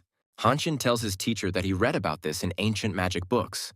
The guy is trying to stop the attack of one of the teachers. He does not intend to listen to a simple student. Pamchun uses the superhero look skill. He sees the truth in Hanshin's words. Pamchun invites teachers not to attack first. He asks them to build a defense and watch for evil spirits. The students are very surprised by the decision of the Pamchun teacher. They are not going to stand and wait until the evil spirits tear them apart. Hanukil expresses his dissatisfaction with Pamchun's decision. He doubts the adequacy of his decision. Pamchun answers the guy. He says that Hanukil will be able to give his instructions when he becomes a senior teacher. The teacher recommends that students pull themselves together and calm down. He made his decision based on extensive experience. The head of the sword department stands up for Hanukil, saying it's about the safety of the students. Evil creatures watch the conversation between students and teachers with great attention. The head of the ball handling department believes that there is no logic in Hanshin's version. He thinks that the guy acts out of fear. The main character says that he does not act out of fear and gives his reasons. The guy tells the students that if you save the monsters from grudges, you can clear the dungeon without harming anyone.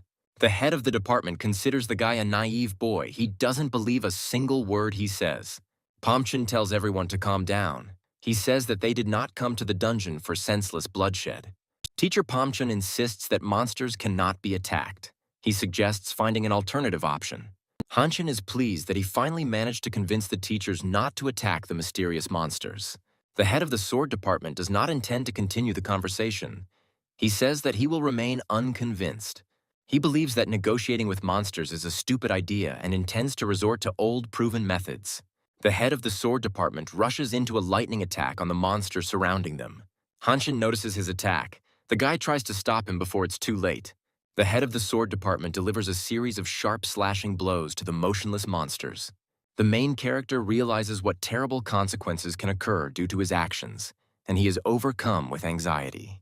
Defeated monsters disappear, leaving behind an energy trail of dark energy.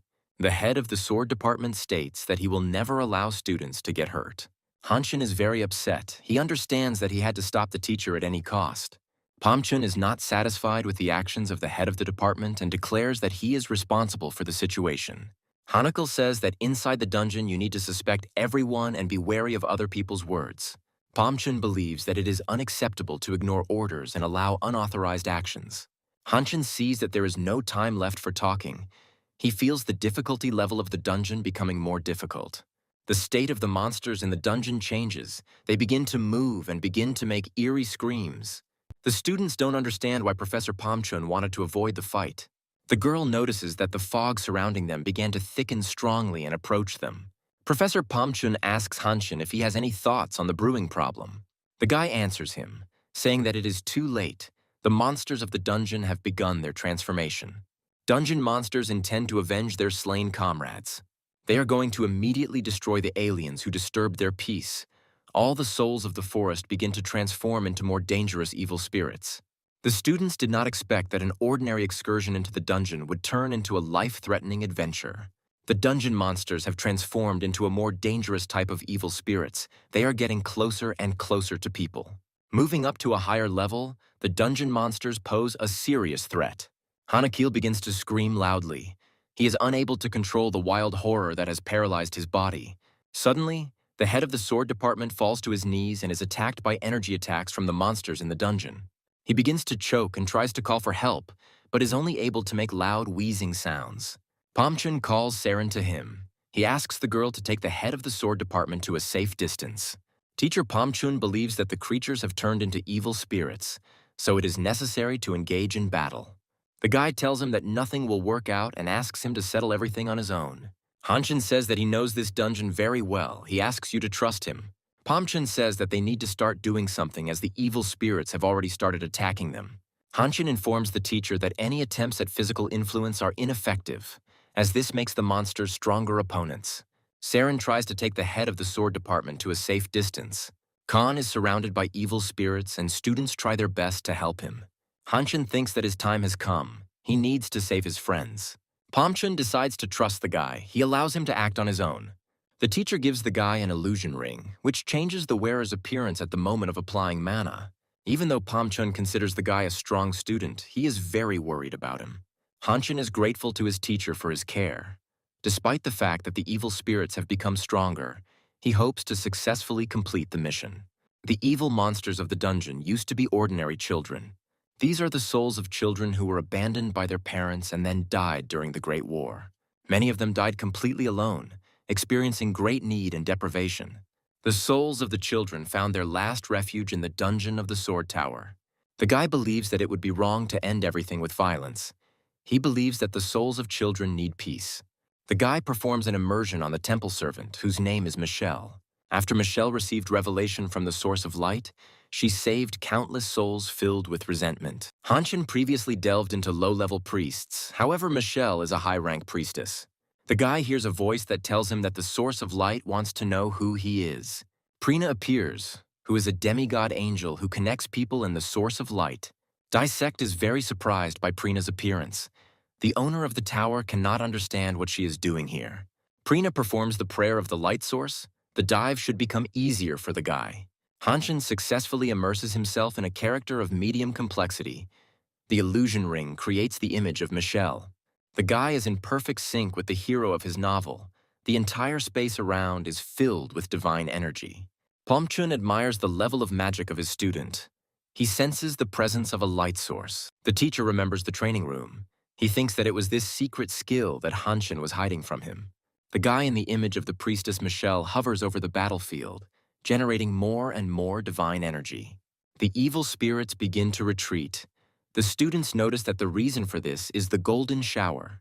Priestess Michelle intends to give peace and quiet to the evil spirits of the dungeon. Saren casts her gaze into the sky. It is a mystery to her where the magical priestess came from. The golden shower becomes stronger. Michelle's voice is heard. She says that the children have become evil spirits through no fault of their own. In the novel Hanshin, it all ended with the annihilation of the souls of dead children. However, in reality, everything happened differently. The souls of children catch drops of golden rain and cry. Together with divine energy, the souls of dead children receive peace and tranquility. One by one, they begin to disappear, leaving behind only their tattered clothes. The main character hears a voice that says that the location called the Night of Screams has been cleared. Hanshin loses consciousness and falls to the ground. He used force beyond his body's capabilities. Pomchun sees that the guy used a huge amount of mana in a short period of time. Using huge amounts of divine energy always comes with side effects. Pomchun gives the command to immediately send the protagonist to the hospital and requests the best means of recovery. Suddenly, the excursion group is attacked by dark energy and huge black tentacles rush towards them. Pomchun notices the attacking opponents in time. He does not understand who it could be.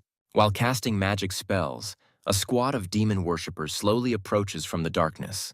The senior demon worshipper promises to leave everyone alive if they give him the 8th hero. Pomchun orders the students to take care of the guy while he deals with the attackers. The leader of the demon worshippers threatens to destroy everyone if his conditions are not met. Hanshin struggles to resist the dark energy that tries to infiltrate his mind. The main character regains consciousness. He hears a voice but cannot make out the words. Hanshin is still very weak. He focuses his gaze and sees his teacher in front of him. Teacher Pomchun asks the guy how he feels after sleeping for 3 days. Hanshin says that there is no need to worry about him. He is worried about the fate of the dungeon. Pomchun answers the guy. He says that some saint appeared and sorted everything out. The teacher praises the guy. He believes that Hanshin showed himself well in yesterday's battle. Pomchun says that if a guy uses his skills carelessly, he will most likely die young. The teacher tells the guy that he has bad news for him. Hanshin asks what news. He thinks that something happened to his friends. Pomchun did not know that the boy's parents were not aware of his expulsion from the academy and accidentally told them about it. Hanshin was very upset by this news. He did not want his parents to know that he had dropped out of the academy. The main character's parents live in a cozy house in a small village on the outskirts of the country. Hanshin has not visited his parents for more than 2 years. He does not dare to open the door and go into the house. The guy remembers how incredibly emotional and touching the farewell moments were before he left for the academy. Hanshin's mother is incredibly happy to see her son, while the father looks at the guy with displeasure. The voice of Hanshin's mother is heard telling him to wash his hands and sit down at the table. The guy believes that the best food in the world is the one his mother prepared. Hanshin's mom is happy that the guy has a great appetite and offers him dessert. The father tells the guy that he is aware that he did not extend his academic leave and left the academy. To the boy's surprise, his father supports his desire to explore dungeons and become a superhero. Hanshin's mom tells him that 2 months ago a new dungeon appeared near their house. The guy is very surprised by this news, since exactly 2 months ago his stories disappeared from the computer. Hanshin believes that the appearance of a new tower and the disappearance of files from the hard drive are interconnected. The guy is in the forest near his parents' house. He intends to find the entrance to a magical dungeon. Hanshin boosts his mana and uses his detection skill to find the entrance. The guy receives a large amount of information. The radiation radius of the new dungeon exceeds 1 kilometer. After some time, the main character finds the entrance to a magical dungeon. He is surprised by the terrible appearance, which does not correspond to a low-level dungeon. The forensic department of the Superhero Association is located in the business district of a large city. A pathologist takes the body of an unknown man out of the refrigerator. Pomchun and the pathologist carefully examine the body removed from the refrigerator. The Pomchun teacher has no information about the man other than the mark on his chest.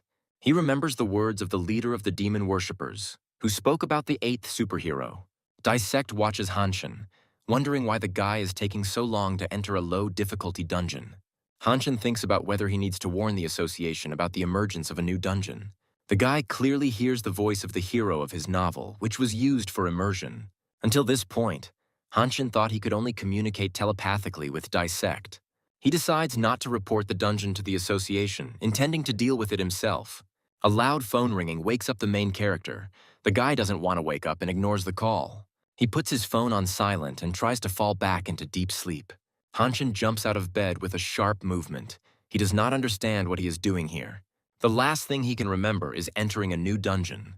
He looks at his desk with academic spreadsheets and coursework, realizing that he has returned to the past. The Path of Choice location, which is located in the new dungeon, has the ability to travel to the past. Hanshin is at the training ground of the academy he attended 2 years ago. The guy moves into the university building. He stands on the balcony and watches the battle between two guys. The main character watches as the defeated fighter falls from the balcony to the first floor. A strong energy release occurs, which disorients Hanshin for several seconds. The main character understands that he is watching himself. This really impresses the guy. Hanakil tells Hanshin that he is a worthless weakling who is not capable of anything. The main character is very upset that he gave up and stopped resisting. Hanshin wonders why the magical dungeon is showing him this. Hanakil's friends who are nearby insult and mock the guy. They talk about how they get rewards for beating up the worthless parasite. Hanshin hears a voice telling him that he has many absences and unsatisfactory grades in his subjects. The main character thought that studying at the academy would be a cakewalk for him. The guy hears a voice that says that the dungeon has noticed his fear and imitates the person he was afraid of in the past. Hanakil says he is honored to go up against the student who did best in the written exam. The new dungeon recreated a life situation from the past in small details. Hanshin understands that he has recently become more experienced and stronger, but he is not confident in defeating the best student at the academy. The dark and sticky energy of fear envelops the space around the main character. Hanshin tries to calm down. He realizes that this is just an illusion created by the dungeon. The guy believes that this time he will win, since he has recently become much stronger. Hanakil pounces on the guy. He raises a huge sword in order to strike. Hanshin has difficulty blocking an opponent's blow. Hanukil has excellent sword technique. Hanakil is very surprised that the guy was able to repel his attack. He had not previously noticed such skill in him. Hanshin tells his opponent that he is stupid for always landing his first blow to the head. The main character believes that the time has come to teach the offender a lesson. He activates the immersion skill. Hanshin fails to activate the skill and tries again, which fails again. The guy hears a voice that tells him that the use of the diving skill is currently prohibited. Taking advantage of the situation, Hanukil launches a powerful kick, which Hanshin is unable to block. The guy flies to the side and hits the staircase railing hard. Hanukil uses his sword to deliver his signature blow called the tornado. He follows up his successful attack with a punch called Cobra Throw. Hanukil calls his opponent a non-entity and a pathetic parasite, unworthy of studying at the academy. He says that the guy's place is in the city garbage dump and not among the students of the academy. Dissect doesn't understand what's going on with the guy. He notices that Hanshin doesn't look like himself. Dissect is outraged that the main character allowed himself to be beaten by a disgusting guy. Hanukil continues to beat the guy. Hanshin begins to realize how pathetic he is without his unique skill. Dissect tells Hanshin that he is ashamed of him. He did not expect the guy to give up so quickly. The voice of Dissect, the owner of the tower, is heard, who wants to see the guy who escaped death in his tower. Dissect is very surprised by the guy's behavior. He assumes that this is part of a cunning plan. Hanshin thinks about how he spent his whole life adapting to what was happening and hating himself for it. So he created the image of Dissect in his stories, which never gives up. With thoughts that all his life he wanted to become like Dissect, the main character tries to get back on his feet. Hanukil is surprised by the guy's behavior. He thought that Hanshin would lie at his feet and beg for mercy. Hanshin tells his opponent that he needs to wait a little and it will be over soon. Hanukil asks the guy what he is talking about. He thinks that his opponent went with his head. Hanukul intends to practice a couple of new techniques on the main character. He misses a strong blow, as he did not expect Hanshin's fierce counterattack. The guy was able not only to come to his senses, but also concentrated a sufficient amount of energy for protection. Dissect is pleased with Hanshin's actions, saying that the guy never ceases to amaze him. Hanshin feels that he is now on the right path. He has finally managed to overcome his fear. Hanukul insults the guy with the last words, his mind filled with uncontrollable rage. He prepares for the attack and tells the guy that he will beg for mercy. Hanshin is unable to track his opponent as Hanukil uses a fast-running technique. Hanukil moves around the guy very quickly and hits him with impunity. The force of the blows is so enormous that Hanshin is thrown several meters towards the staircase railing. Hanukil revels in his advantage. He understands that the guy's skills are not enough to repel his blows. Hanshin cannot understand where his opponent is at the moment. Hanukil sneaks up from behind. He intends to deliver his signature blow, taking advantage of the fact that the guy does not see him. Hanshin uses an academic skill called detection and deflects the enemy's strike. Hanukil is thrown back. He doesn't understand how his skill can't work against a weak opponent. Hanukil screams loudly and in impotent anger rushes into another attack on Hanshin. The main character realizes that now he is not the weak and intimidated guy he was 2 years ago. Time has slowed down greatly. The main character looks at his opponent, who is very slowly approaching him. Hanshin deftly deflects Hanukil's blow, his opponent sensing high-level energy. With a deft movement, Hanshin delivers a strong slash. He was able to defeat his old enemy. Hanukil loses the fight. He screams loudly and falls to the floor, struck by a strong blow. Hanshin looks carefully at the defeated Hanukil. The guy realizes that he has defeated his old enemy, which was his fear. Hanukil is in a state of severe shock. He does not understand where the guy has such enormous power. Hanshin informs his opponent that the secret of his strength lies in the absence of fear. The main character is at the bus stop with his parents, who are seeing him off. The guy is very pleased that he visited his parents and cleared out the new dungeon. Hanshin returns to the city. His parents say goodbye to him, hoping that their son will come to visit more often. For clearing a new dungeon, Hanshin receives his own lost novel as a reward. The guy plunges into his past literary works with great interest. Yuna, a girl, approaches him and asks why the guy is looking at the black screen of his laptop. The guy is very surprised by the presence of a girl nearby. He asks her what she is doing here. Yuna answers the guy. She tells him that she left the academy to start individual training. Hanshin takes a negative view of the girl's decision to leave the academy. Their conversation is interrupted by Khan. He enters the room and greets the guys. The girl is glad that now they can all study together and become superheroes in the future. Yuna tells the guy that the teacher allowed them to use the rooms for training. Hanshin tells the girl that Pomchun doesn't like being called a teacher. He asks to be called a master. Hanshin asks the guys where Master Pomchun is now. The teacher is sitting at the table in his office. They report to him that they caught a spy who was drawing a magic circle.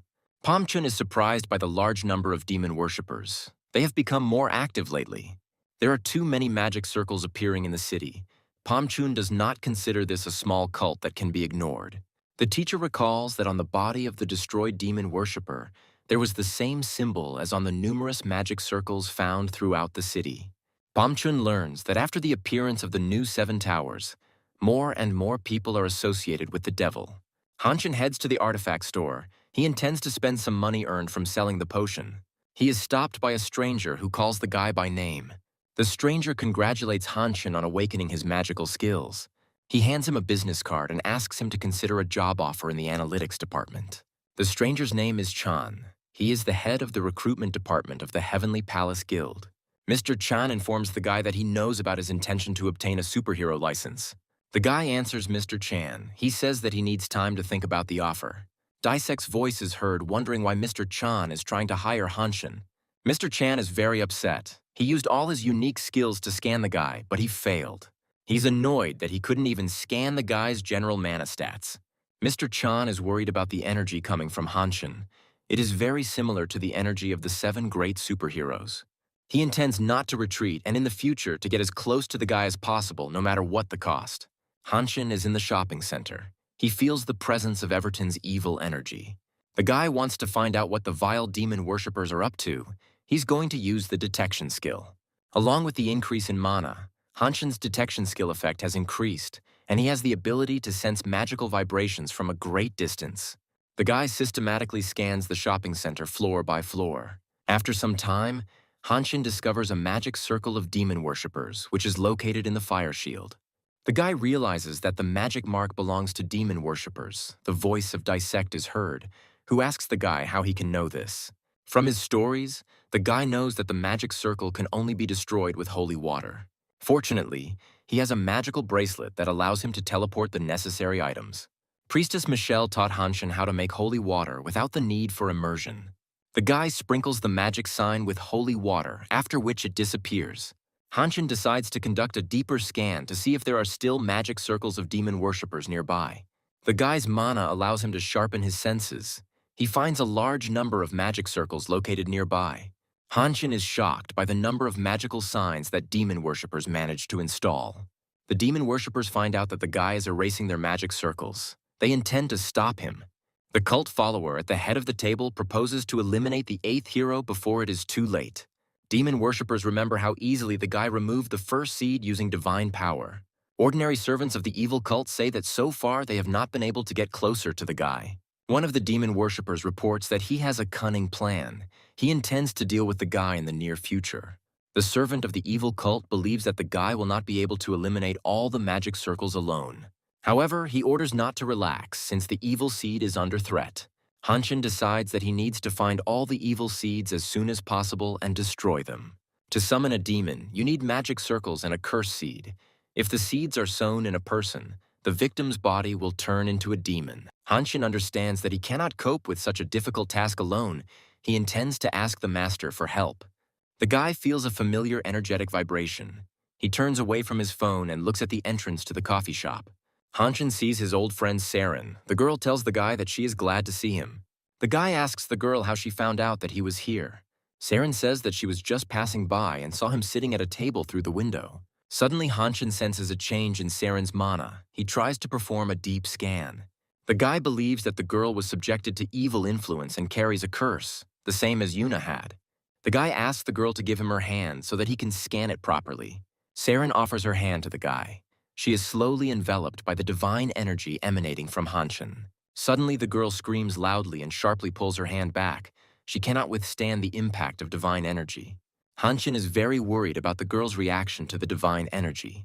The guy discovers an evil seed in the girl's body, which was implanted into her by demon worshippers.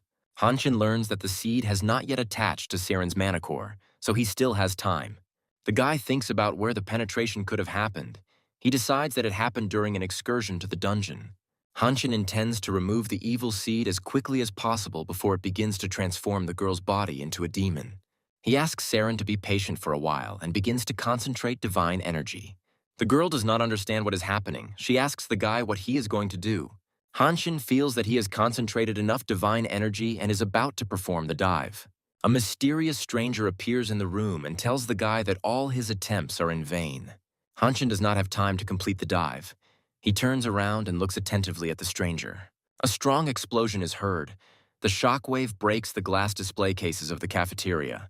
A large number of small glasses fly around the premises, injuring visitors. Dissect's voice is heard asking the guy if he's okay. There is a demon standing in the middle of the room. He is unhappy that the guy is again trying to interfere with the demon worshippers. He tells the guy that the time has come for him to die and raises his huge paw to strike. The demon's huge paw approaches the guy. Hanshin is surprised by the demon's quick reaction. Suddenly, Master Pomchun appears and blocks the fatal blow intended for the guy. Hanshin is happy to be saved and is impressed by his teacher's speed and strength. Master Pomchun sends a curse to the demon. He says that no one dares to touch his student. Hanshin asks his teacher how he ended up here, to which Pomchun replies that he sensed a change in the balance of energy. Pomchun asks the guy to hide in a safe place while he deals with the demon. The demon watches Master Pomchun and his student carefully, emitting a quiet, sinister laugh from time to time. The hellish creature says that his task has become a little more complicated, since now he will have to destroy his teacher along with the guy. Master Pomchun understands that the fight will be difficult since this demon is of a high level. Apostle Amol decides to introduce himself and says that he is a servant of Satan. Master Pomchun answers him. He says that the demon is an ordinary crazy fanatic. Apostle Amol asks not to compare him with ordinary priests of the cult of evil. Hanshin senses that magic circles of demon worshippers have begun to activate throughout the city. Master Pomchun also senses a change in energy balance. The guy is very worried that he did not have time to deactivate the seeds of evil. Suddenly he realizes that Saren, who was next to him all the time, has disappeared without a trace. Hanshin turns around. He doesn't find the girl and doesn't understand where she could have gone. Dark energy enveloped the girl's body and enclosed her in a huge energy cocoon. Apostle Amal tells the guy that demons love human fear most of all. He tells the guy that he can't even imagine how great human fear tastes. More than 1,000 magic signs of demon worshippers were activated throughout the city. A little boy sees energy flows of evil energy rising into the sky. He asks his mother what is happening.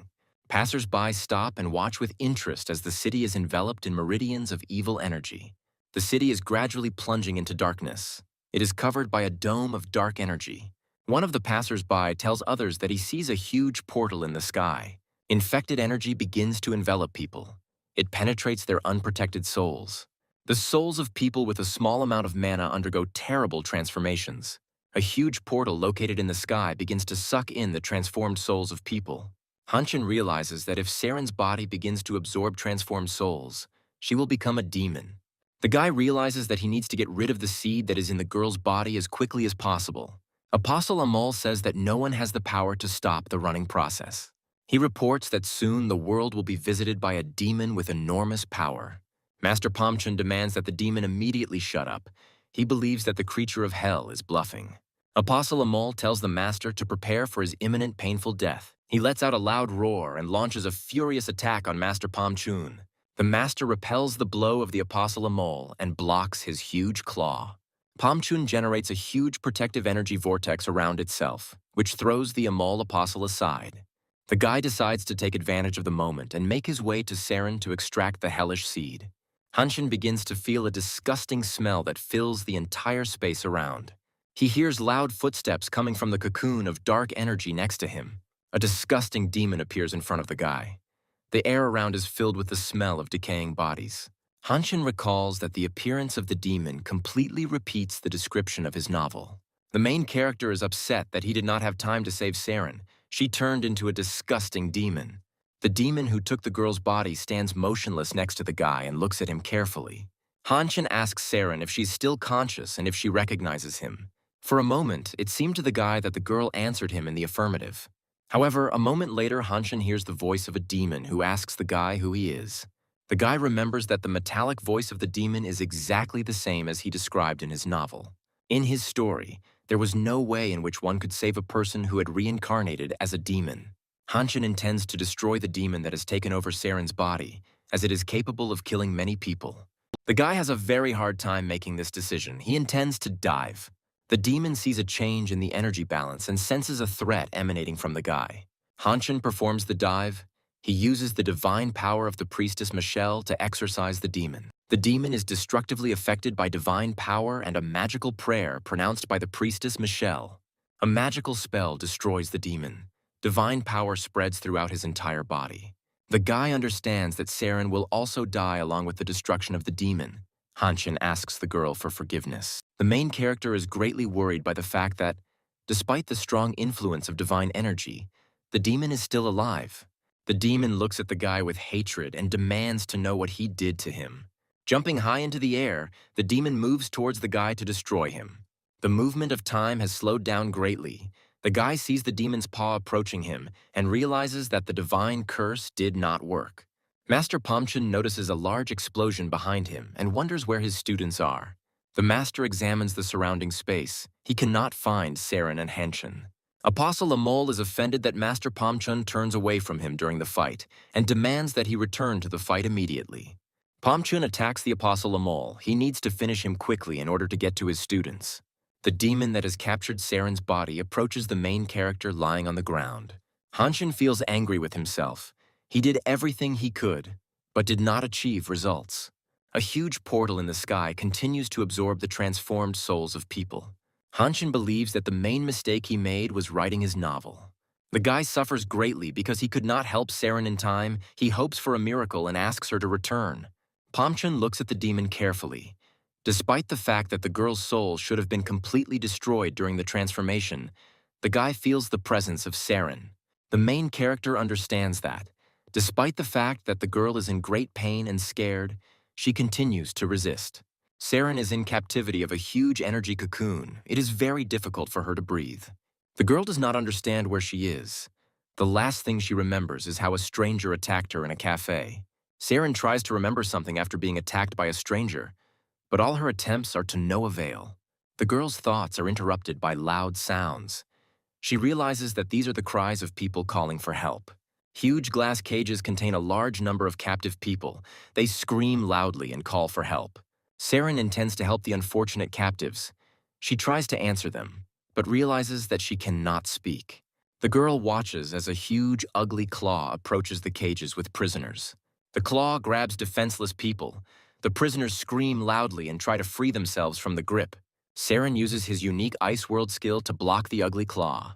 The ice transforms into huge pillars that stretch high up. The girl's magic is interrupted by an unexpected blow, which completely paralyzes her. Saren feels how she falls into a huge funnel and falls down endlessly. The girl comes to her senses. She has a huge wound on her back after a strong energy blow.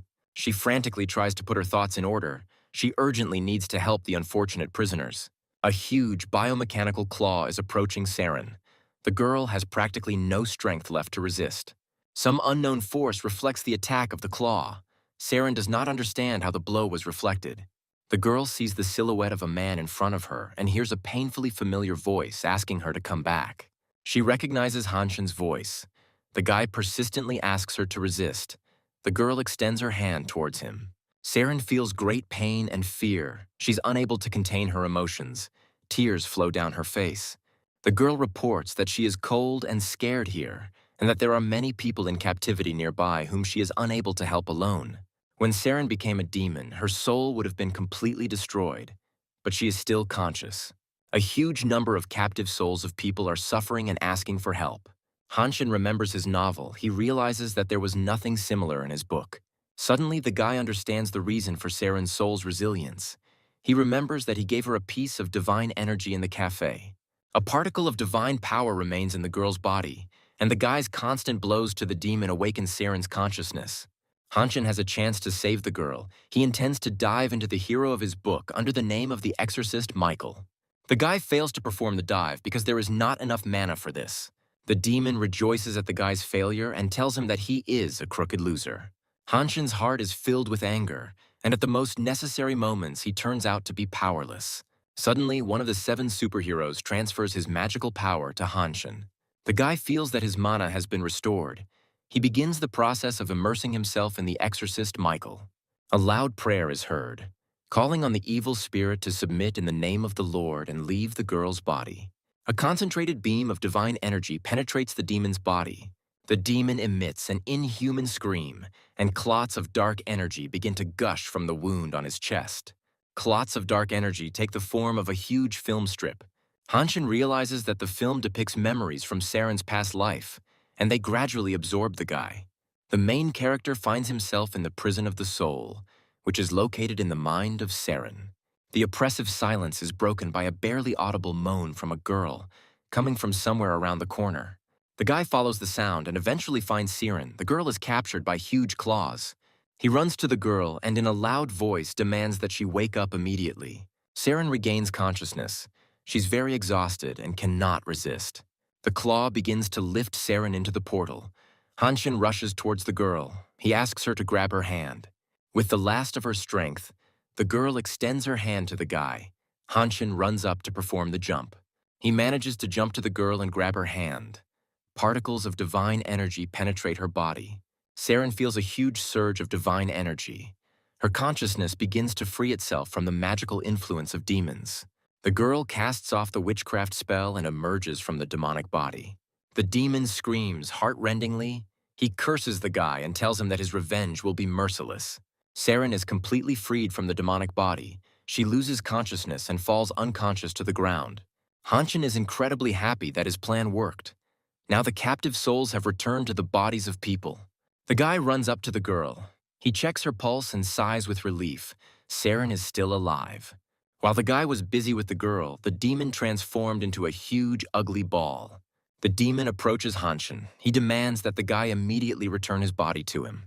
The hellish creature opens its huge mouth. It roars loudly and rushes at the guy. A bright light blinds Hanshin, and a strong explosion blows the disgusting monster into small pieces. The guy comes to his senses after the explosion. He tries to figure out who could help him.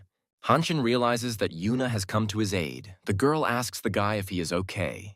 Yuna is very glad that she made it on time. Hanshin's voice is heard, who sincerely thanks the girl. Hanshin asks Yuna how she was able to find him here. Yuna replies that she saw people's souls gathering and ran after them. The girl sees Saren lying unconscious next to her and asks what happened to her. Hanshin sees that the demon was able to recover from the destruction and sneaks up on Yuna. He shouts to warn the girl about this. Yuna turns sharply towards the monster and, using her splitting skill, sends an energy beam at it, which cuts the demon in half. The girl says that she was scared for a second and completely lost control of the situation. In a short time, the monster is restored. Yuna wonders why the creature did not die. Hanshin says that the monster is restored with the help of mana. In order to defeat it, you need a force that will exceed its recovery speed. Teacher Pomchun continues the fight with the Apostle of Satan Amol. A demon crawls up to Apostle Amol. He loudly clatters his teeth and demands a new body. Apostle Amol calls the demon a stupid animal. He demands that he immediately get out and not interfere with the fight. Pomchun watches as the demon attacks Amol's apostle and devours him. The demon begins to quickly change. Master Pomchun is surprised at the speed of transformation. In a matter of minutes, the demon turned into a huge 20-meter ugly monster. Pomchun is not going to stand on ceremony with the demon for long. He transforms his mana into a type of lightning, which is inherited from the god of thunder. The demon taunts the teacher. He says that Pomchun can use his lightning type to scare his students. Pomchun, by changing his mana, generates a spear of lightning and directs it at the demon. Hanshin watches his teacher's battle closely. The guy thinks that Pomchun is great. The huge demon devours the energy of the lightning spear. It did not harm him, but only made him stronger. The demon says that he liked the nourishing mana of Master Pomchun, and besides it, he intends to absorb the bodies of his opponents. Pomchun notices that the demon's body is becoming unstable and begins to self-destruct. Hanshin sees that the master's power has worked. He decides to add burst mana. The guy calls Yuna over and asks the girl to use her most powerful fire spell. Hanshin hopes that his plan will destroy the demon. He asks the girl to attack on his command.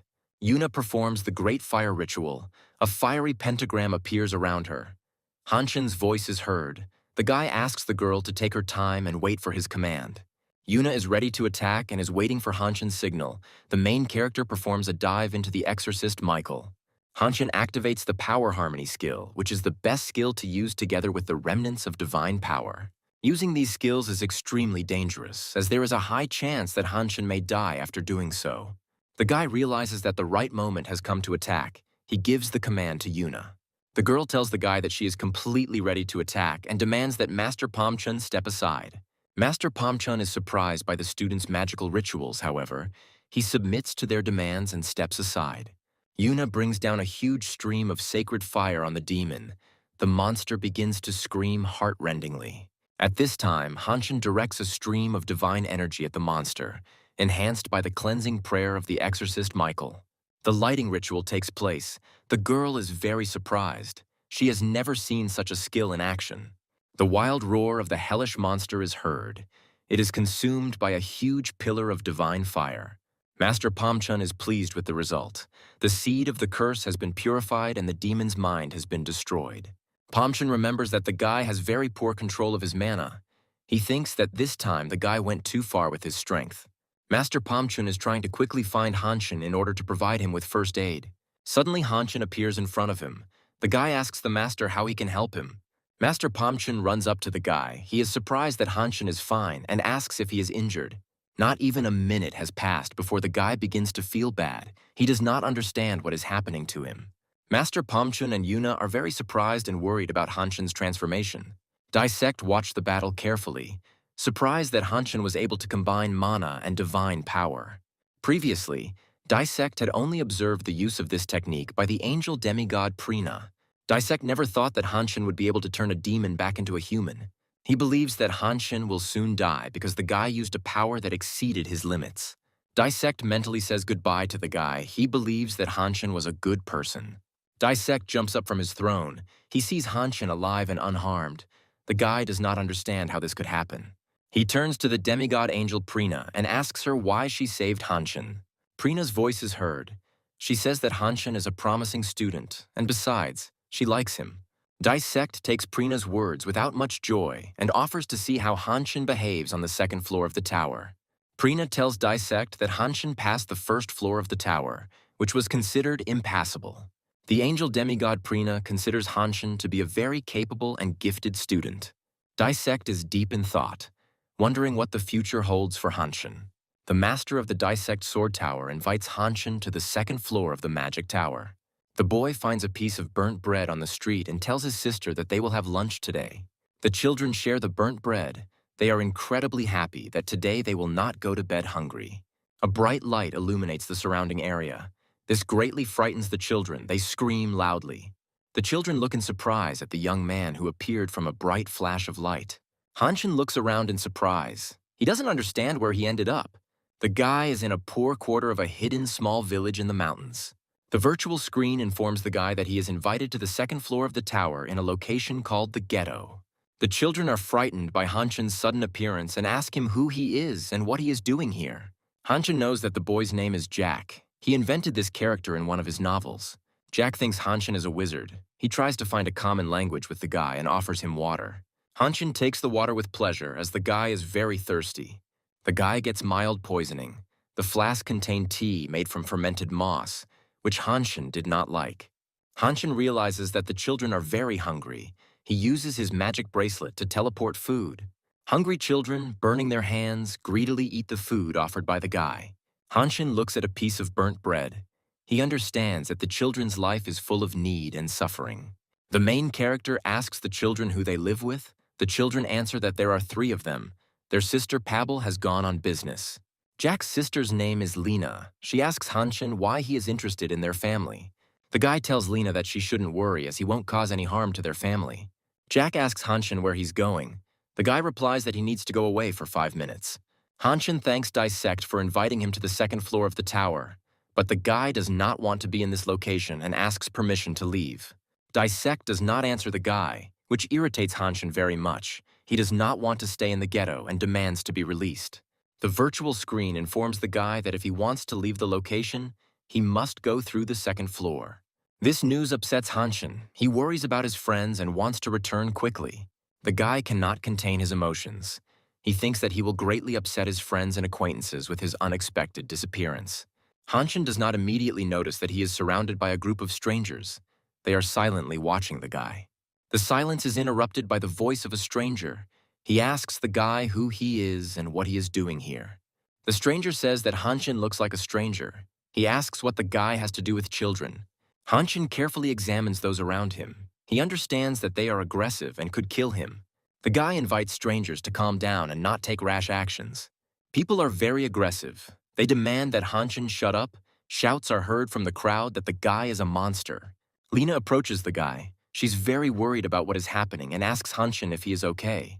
A crowd of strangers believes that the girl is a monster and the man is trying to attack her. Lena is very scared. The girl screams loudly and asks to leave her alone. Hanshin stands up for the girl, pushing the attacker aside with an elbow strike. At the same instant, a crowd armed with bladed weapons attacks the guy.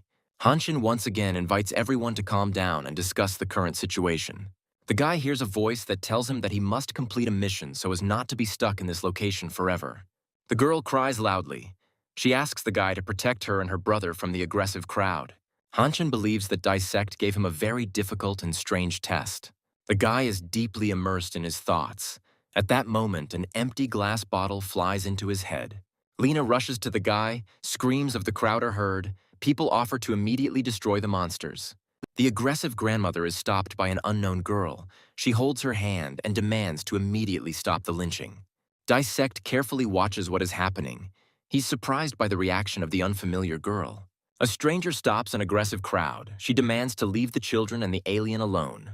Hanshin wonders who this girl is and why she's helping him. This location and such a character were not in the guy's stories. The girl's name is Pabble. She explains to the angry crowd that the children and the alien were not involved in the past murders. Hanshin thanks the girl for her help. He considers her a kind and noble person. The guy asks the girl to tell her about herself. Pabble says that she works as a blacksmith and looks after the children after they are left alone. Pabble tells the guy that not long ago many people died when they stayed in Jack and Lena's house. The girl says that the suspects could not be found. There were only mountains of corpses and 2 children in the house. Pabble remembers that a guy named Dissect used to live with the children. She thinks that he did it. Dissect listens carefully to the girl. He says that she is talking nonsense and becomes furious at her words. Hanshin calls Dissect a psycho. The guy demands to immediately release him from this location. Pabble tells the guy that she needs to go. She asks him to calm the children down and look after them. Hanshin's voice is heard asking Dissect to explain to him in detail what is happening. The guy believes that there was a misunderstanding. He thinks that Dissect was not involved in the deaths. Dissect does not answer the guy. Hanshin decides that the owner of the tower is ignoring him. Dissect begins his story. He says that he used to live with Jack and Lena. In the past, Dissect traveled a lot. One day he ended up in a children's house. Dissect quickly found a common language with the children, and after a while they became a real family. Hanshin thinks about why Pabble suspects Dissect of committing the murders. Dissect can't understand why Pabble suspects him. He's never seen the girl before. Dissect remembers the words of the demigod angel Prina. She said that Hanshin passed the floor of insurmountable difficulty. He clearly remembers the moment when Hanshin found a magical plant, the existence of which ordinary people do not know. Dissect has many unanswered questions, and it remains a mystery to him who Hanshin is.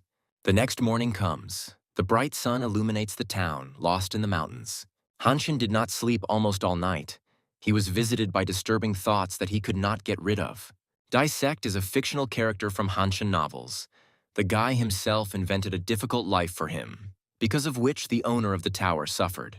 The guy's thoughts are interrupted by Lena. The girl asks the guy if everything is okay with him.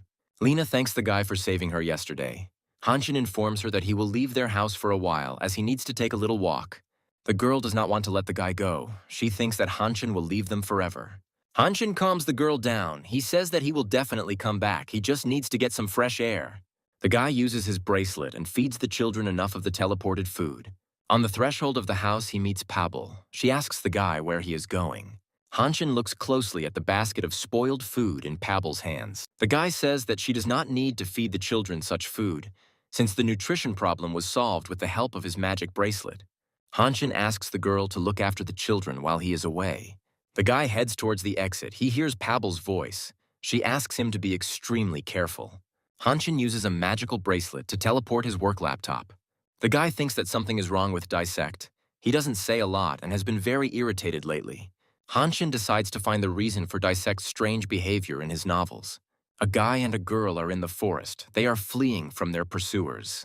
The girl screams loudly. She trips over a stone lying in her path and falls to the ground. The girl cannot get to her feet and continue running, as she has severely injured her leg. The young Dissect understands that the dislocation is very serious and the girl cannot move further on her own. The girl's name is Emily. She and Dissect are watching as demon worshippers try to find them. Dissect doesn't know what to do. They need to run, but Emily can't move on her own.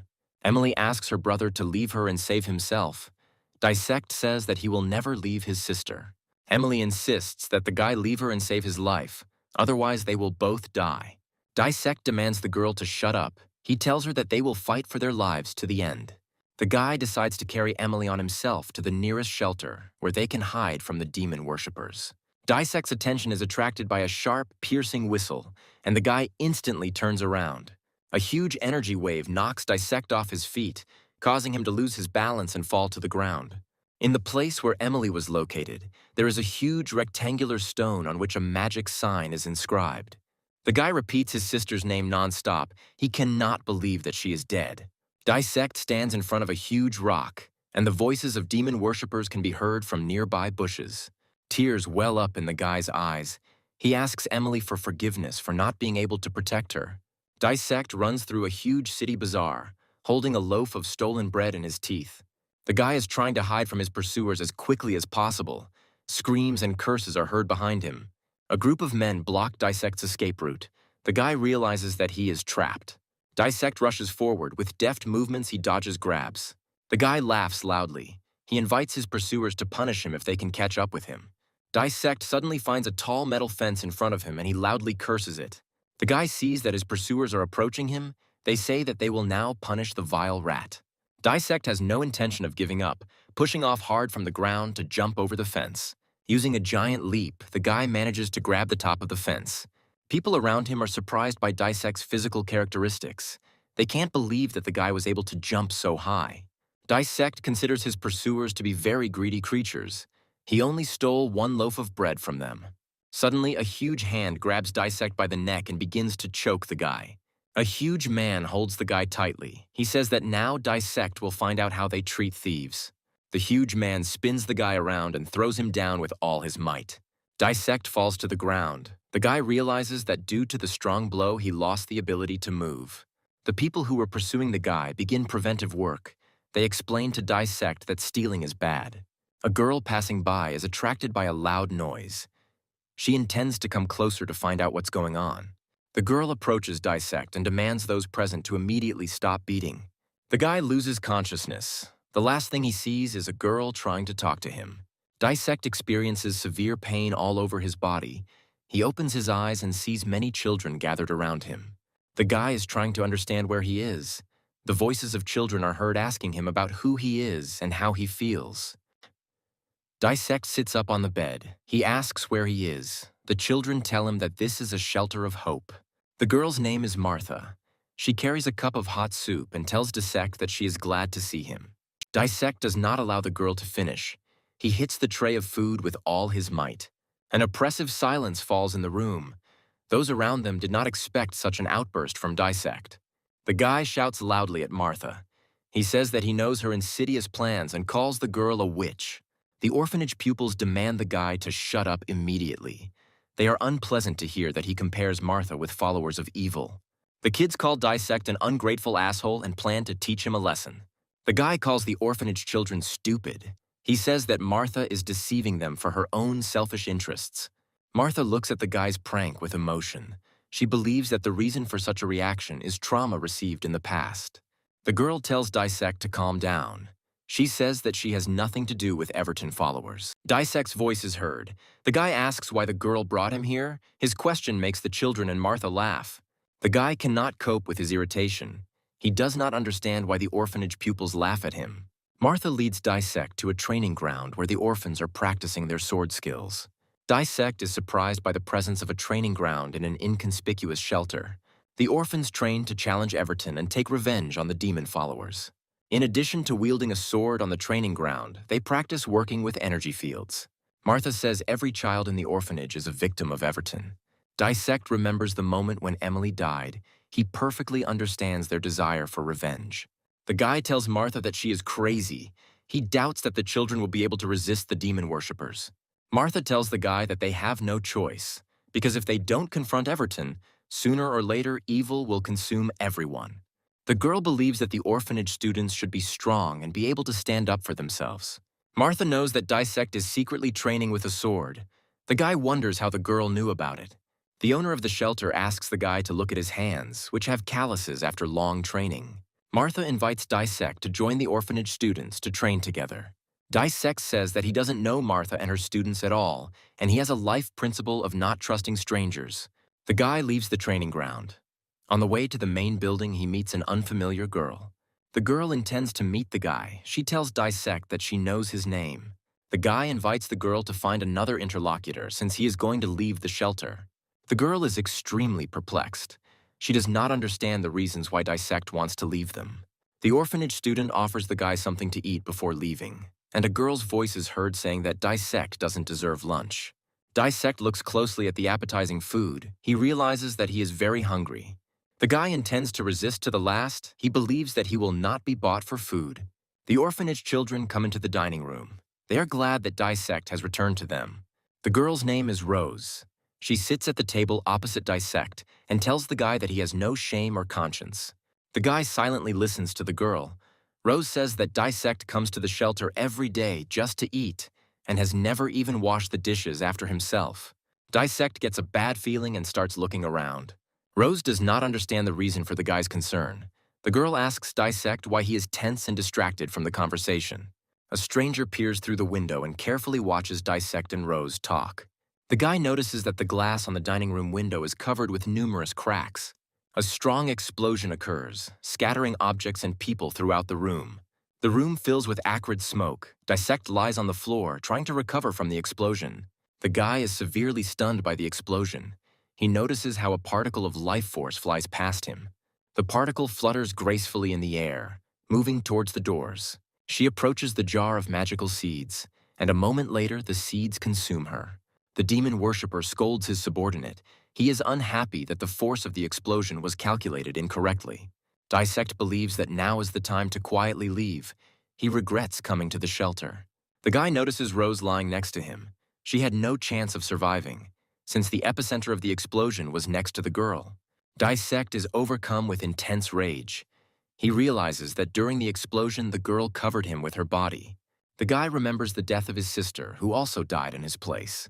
Demon worshippers collect particles of the life force of dead people to feed them with magical seeds. One of the servants of evil notices Dissect. He says that the guy will be a valuable test subject. The head of the demon-worshipping squad gives the order to immediately seize the guy. A voice is heard that orders to protect Dissect. An energy shield is formed around the guy. Dissect admires the orphan's skills in blocking the demon worshipper's attack with an energy shield. One of the orphans tells the guy not to be afraid, as he is safe. The orphans of the orphanage, having withstood the first blow, are preparing for a decisive counterattack. The senior demon worshipper understands that it was in this orphanage that a large number of gifted children were concentrated. He orders the most active orphans to be destroyed, and the rest to be captured for experiments. The girl sends a huge swarm of magical blades at the demon worshippers. The attack of the magical blades should push back the demon worshippers, after which the orphans will be able to expand the energy shield. The guy understands the girl's plan. He begins to expand the energy barrier. The protective shield is being expanded, making it possible to temporarily protect orphans. Dissect admires the tenacity and fearlessness with which ordinary children resist Everton's minions. Demon worshippers use magical pentagrams with which they bombard orphans with charges of dark energy. The girl manages to dodge the first charges of dark energy flying at her, but the next wave overtakes her. Struck by dark energy, she falls to the ground. The girl dies defending her shelter. The commander of a detachment of demon worshippers orders the immediate destruction of the protective energy screen. His subordinates begin to monotonously and rhythmically strike the protective screen. A strong crack is heard. The protective energy screen is covered with small cracks. Dissect watches in horror as the protective shield begins to collapse. The demon worshipper orders them to stop resisting and kneel, in which case he promises to leave the orphans alive. A huge amount of dark energy gathers around the protective shield. Dissect understands that after the destruction of the protection, this dark energy will pour inside. The pupil reassures Dissect. He tells the guy that the individual capsule is very strong and he has nothing to be afraid of. Dissect worries about all the other children in the orphanage. He doesn't understand why they want to save him. Dissect suggests placing someone else in the individual capsule. The pupil says that the capsule is too small for this. The guy tells the orphanage pupil that he is no better than others. In response, the pupil smiles mysteriously. The demon worshippers destroy the protective energy shield and destroy all the defenders of the shelter. Anger and impotent rage fill Dissect. He survived, but could not help the orphans. The demon worshipper stands in front of Dissect and loudly sends out a curse. He is unable to destroy the individual capsule.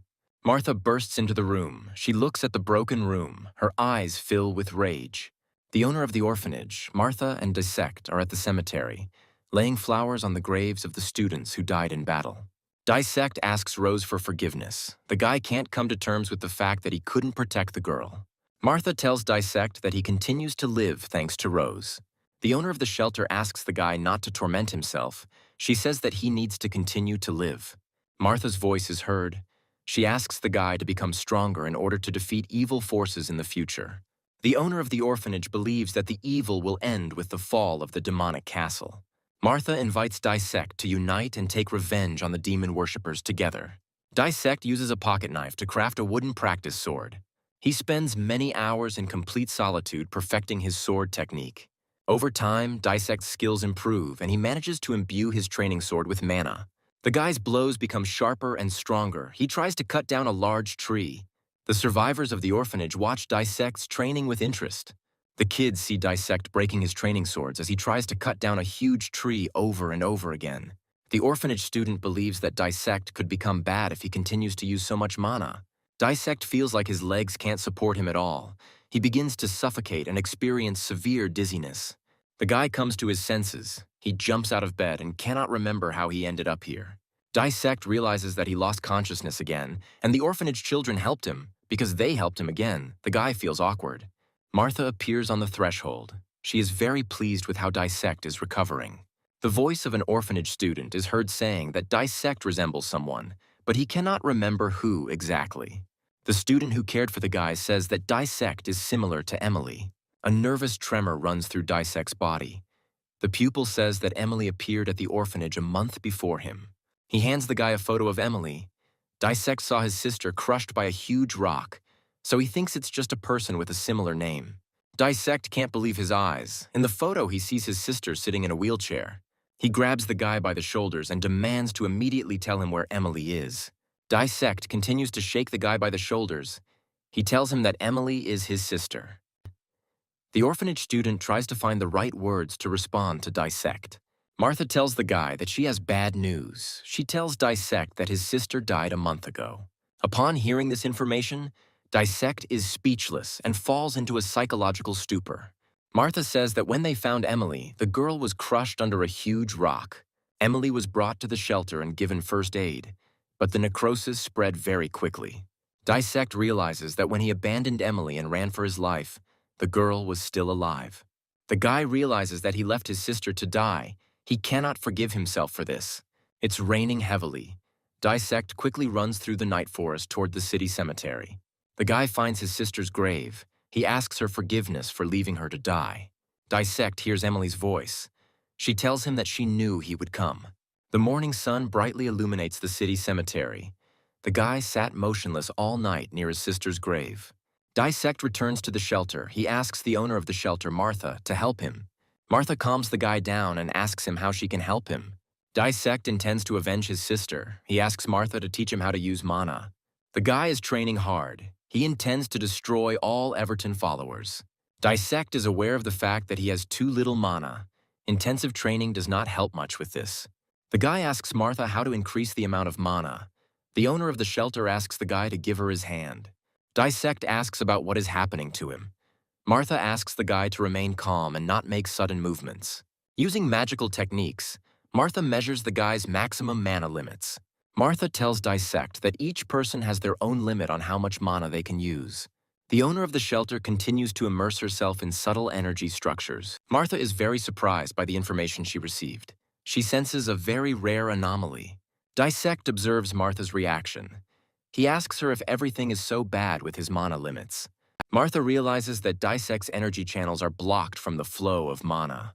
She tells the guy that his flow of mana is completely blocked, so it cannot circulate. Dissect asks Martha a question, wondering how much mana he has and what needs to be done to unlock it. Martha informs the guy that his mana limit is very high. It is 1,000 times more than that of an ordinary person. Dissect can't believe that he has such a huge amount of mana, he just needs to unlock it. The guy asks Martha to help him unblock the energy channels as quickly as possible to free mana. Martha tells the guy that blocking the energy channels saves his life, since releasing such a huge amount of mana can lead to death. She tells the guy that he needs to develop mana slowly. He needs to become stronger in order to master all mana. Dissect realizes his enormous potential, which greatly motivates him to continue learning. After 5 years of training, Dissect is able to cut down a century-old tree with one blow. By the age of 17, the guy has excellent sword technique and the ability to control his mana. Martha tells the guy that the years of training were not in vain. Dissect will soon be ready to complete the mission. The owner of the orphanage asks Dissect to demonstrate his sword skills. Dissect strikes a large tree with his sword, and along with the tree, the guy cuts the rock in half, which is located behind him. The young inmates of the orphanage are shocked by Dissect's sword skills. The guy releases the sword from his hands. He is mentally and physically ready to complete the mission. The owner of the orphanage, Martha, asks all her pupils to come to her. She takes out a magic card and begins to discuss the plan for completing the mission with the students. The demonic castle of Everton is located in the inaccessible mountains, in the very center of the continent. Demon worshippers are scattered throughout the world. They collect the souls of people and place them in magical seeds. Everton's followers sacrifice seeds to a tree in hell that blooms once every 10 years. Their goal is to awaken the great demon. The owner of the orphanage, Martha, and her team intend to stop the demon worshippers from doing this. Martha says that it is necessary to destroy all the magical seeds before the tree begins to bloom. Dissect is thinking about how to distribute different regions of the continent among the mission participants. The guide chooses the most dangerous and difficult parts of the continent, which are the south and north. The orphanage students doubt that Dissect will be able to master two directions at once. Dissect is confident in his abilities. He proposes to hold a general gathering at the demonic castle in 1 year. The guy systematically destroys the hellish seeds and followers of Everton in his directions. Dissect approaches the destroyed demon worshipper and removes a magical seed from his bag. He destroys the last magical seed that was in the city. The guy is going to continue his path to the next city. He intends to finish clearing the regions earlier than planned. At the city market, Dissect sells the horse captured in the previous battle and receives a good sum for it. A little girl stops Dissect walking past her. The guy looks at her carefully. A girl sells flowers at the city market. She asks a guy to buy at least one flower from her. The girl reminds Dissect of his dead sister. The guy is going to please her. Dissect decides to buy all the flowers she has from the little girl. The girl is very grateful to the generous client. She shyly tells Dissect that the flowers unfortunately have withered a little. The guy answers her. He says that this is not a big problem for him. Suddenly, a frisky boy runs up to Dissect. He snatches the wallet from the guy's hands and tries to hide. Dissect calls the boy a petty scoundrel and demands to immediately return the stolen wallet. The guy intends to catch up with the petty thief and asks the girl to look after the basket of flowers. Dissect turns to the girl who sold him the flowers. He's surprised to find that she has run away. The guy understands that this was part of a cunning plan. The girl and the petty thief are committing fraud together. Lena and her brother are emptying Dissect's wallet as they rejoice over today's big catch. The children's joy quickly fades as Lena hears the voice of Dissect, who was able to track them down and find them. Lena and Jack look at Dissect. The guy is extremely dissatisfied with their criminal behavior. With a deft movement, the guy jumps off the ceiling. He intends to teach the petty swindlers a lesson. Dissect grabs Jack and tells him that he will raise him with the belt. Lena plaintively asks the guy to forgive them. She says that this will never happen again. The girl tells a plaintive story. They need money for medicine for their sick mother. Dissect doesn't really believe Lena's words. He offers to take him to his sick mother to make sure Lena's story is true. The children lead Dissect to a large house, where he sees an old sick woman lying on a bed in a room. Lena tells the guy that they have no relatives at all, and only she and her brother can help their sick mother. Dissect begins to loudly scold the girl and her brother, as he sees that the woman is too old and cannot be the mother of children. Jack realizes that the cunning plan did not work. He tells his sister that he warned about this. Lena promises Dissect to return his money, but only on the condition that he leaves some portion to the children. The guy is trying to dissuade children from engaging in criminal activities, offering them to earn money through honest work. Lena believes that she and her brother will not be able to earn money with their work due to their childhood. Dissect realizes that it will be very difficult for him to convince children to stop their criminal activities. Lena says that she has no choice. This is the only way she can feed herself and her brother. Dissect looks at the children and remembers his sister, who died at the hands of demon worshippers. The guy believes that if children have an honest source of income, they will stop stealing. Dissect tells Lena that if her brother is caught by evil people, they will punish him severely for stealing. Lena demands to immediately stop intimidating her. She says that she will not hurt her brother. The guy believes that he has some free time to try to help street children. Lena and Jack live on the outskirts of the city. Their house is a miserable, dilapidated shack. The next morning comes. Dissect enters the children's room and tells them that it is time to get up. The children ask to take a nap for a few more minutes. They say that they are very tired and it is too early. Dissect begins to teach children sword skills, which is very difficult for them. The guy comes into the orphan's house and asks the children how they are doing. He says that he brought a lot of food. Seeing that the children are not sleeping and are enthusiastically busy with something, he asks what they are doing. Jack tells the guy that he and his sister decided to clean up the place while Dissect was away. The guy praises the children for their useful work and tells them that it's time for breakfast. Lena says that she is very hungry. She asks the guy to quickly set the table. Dissect goes to the kitchen and asks the kids to wait a little as he needs time to prepare breakfast. Under the children's bed is a well-hidden jar of magic seeds. Dissect tells the children that he is going to the city market. They ask him to bring them something tasty. First of all, the guy goes to the blacksmith's workshop where his combat sword was restored. The blacksmiths tell the guy that his sword is ready. Dissect thanks the craftsman for the quality work done. The guy realizes that the blade guard has become much more convenient. The blacksmith's assistant Pabble looks at the guy with envy. The weather is quickly deteriorating. The guy is very cold. He's trying to get home as quickly as possible. The guy enters the house. Jack runs past him at high speed towards the exit. The guy senses something is wrong. He stops the boy and carefully examines him. Dissect notices that Jack's hands are heavily stained with blood. Jack hides his hands behind his back. Dissect asks the boy why his hands are bleeding. The guy intends to enter the room. Jack screams loudly. He asks Dissect not to do this. What he saw greatly shocked the guy. Lena was standing in the middle of the room, with dead people lying around her. The guy asks the girl what is happening here. He sees a jar of magic seeds standing on the table. Dissect asks Lena to step aside. He asks what the Everton seed jar is doing here. Suddenly, the girl stabs Dissect with her hand, which has turned into a metal blade. The guy dodges the deadly attack and throws the girl aside with a kick. Dissect asks Jack where they got Everton's magic seeds. The boy replies that he knows nothing about it. Lena continues to attack the guy with her hand turned into a sword.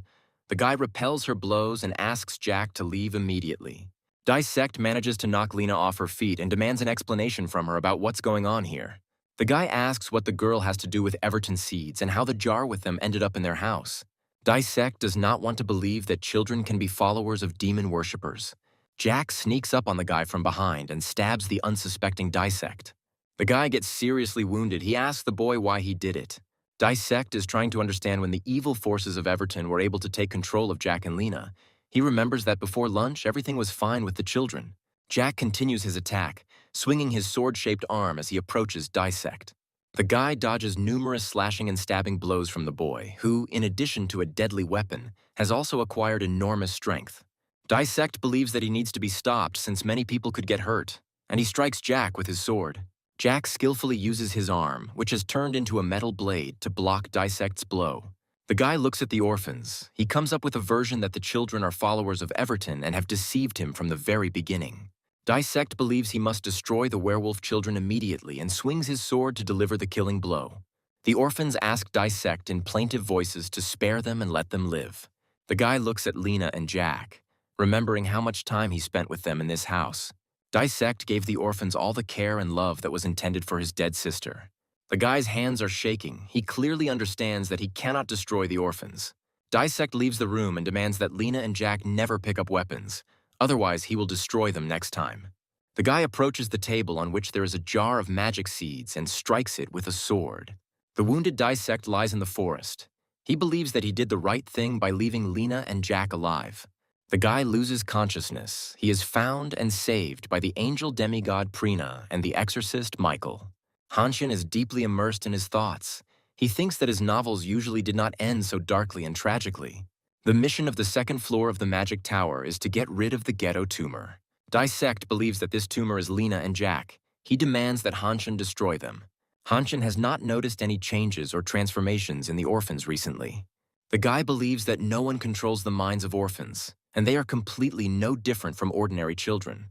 Hanshin hears the voices of people. They discuss their plan to attack the orphanage. He tries to quietly approach them in order to overhear the conversation more clearly. The townspeople are going to get rid of the demons tonight, and some of those present ask what they should do with the new guy. Someone quietly approached Hanshin and put a huge knife to his throat. Hanshin intended to leave, but was noticed and stopped by a townsman named Greek.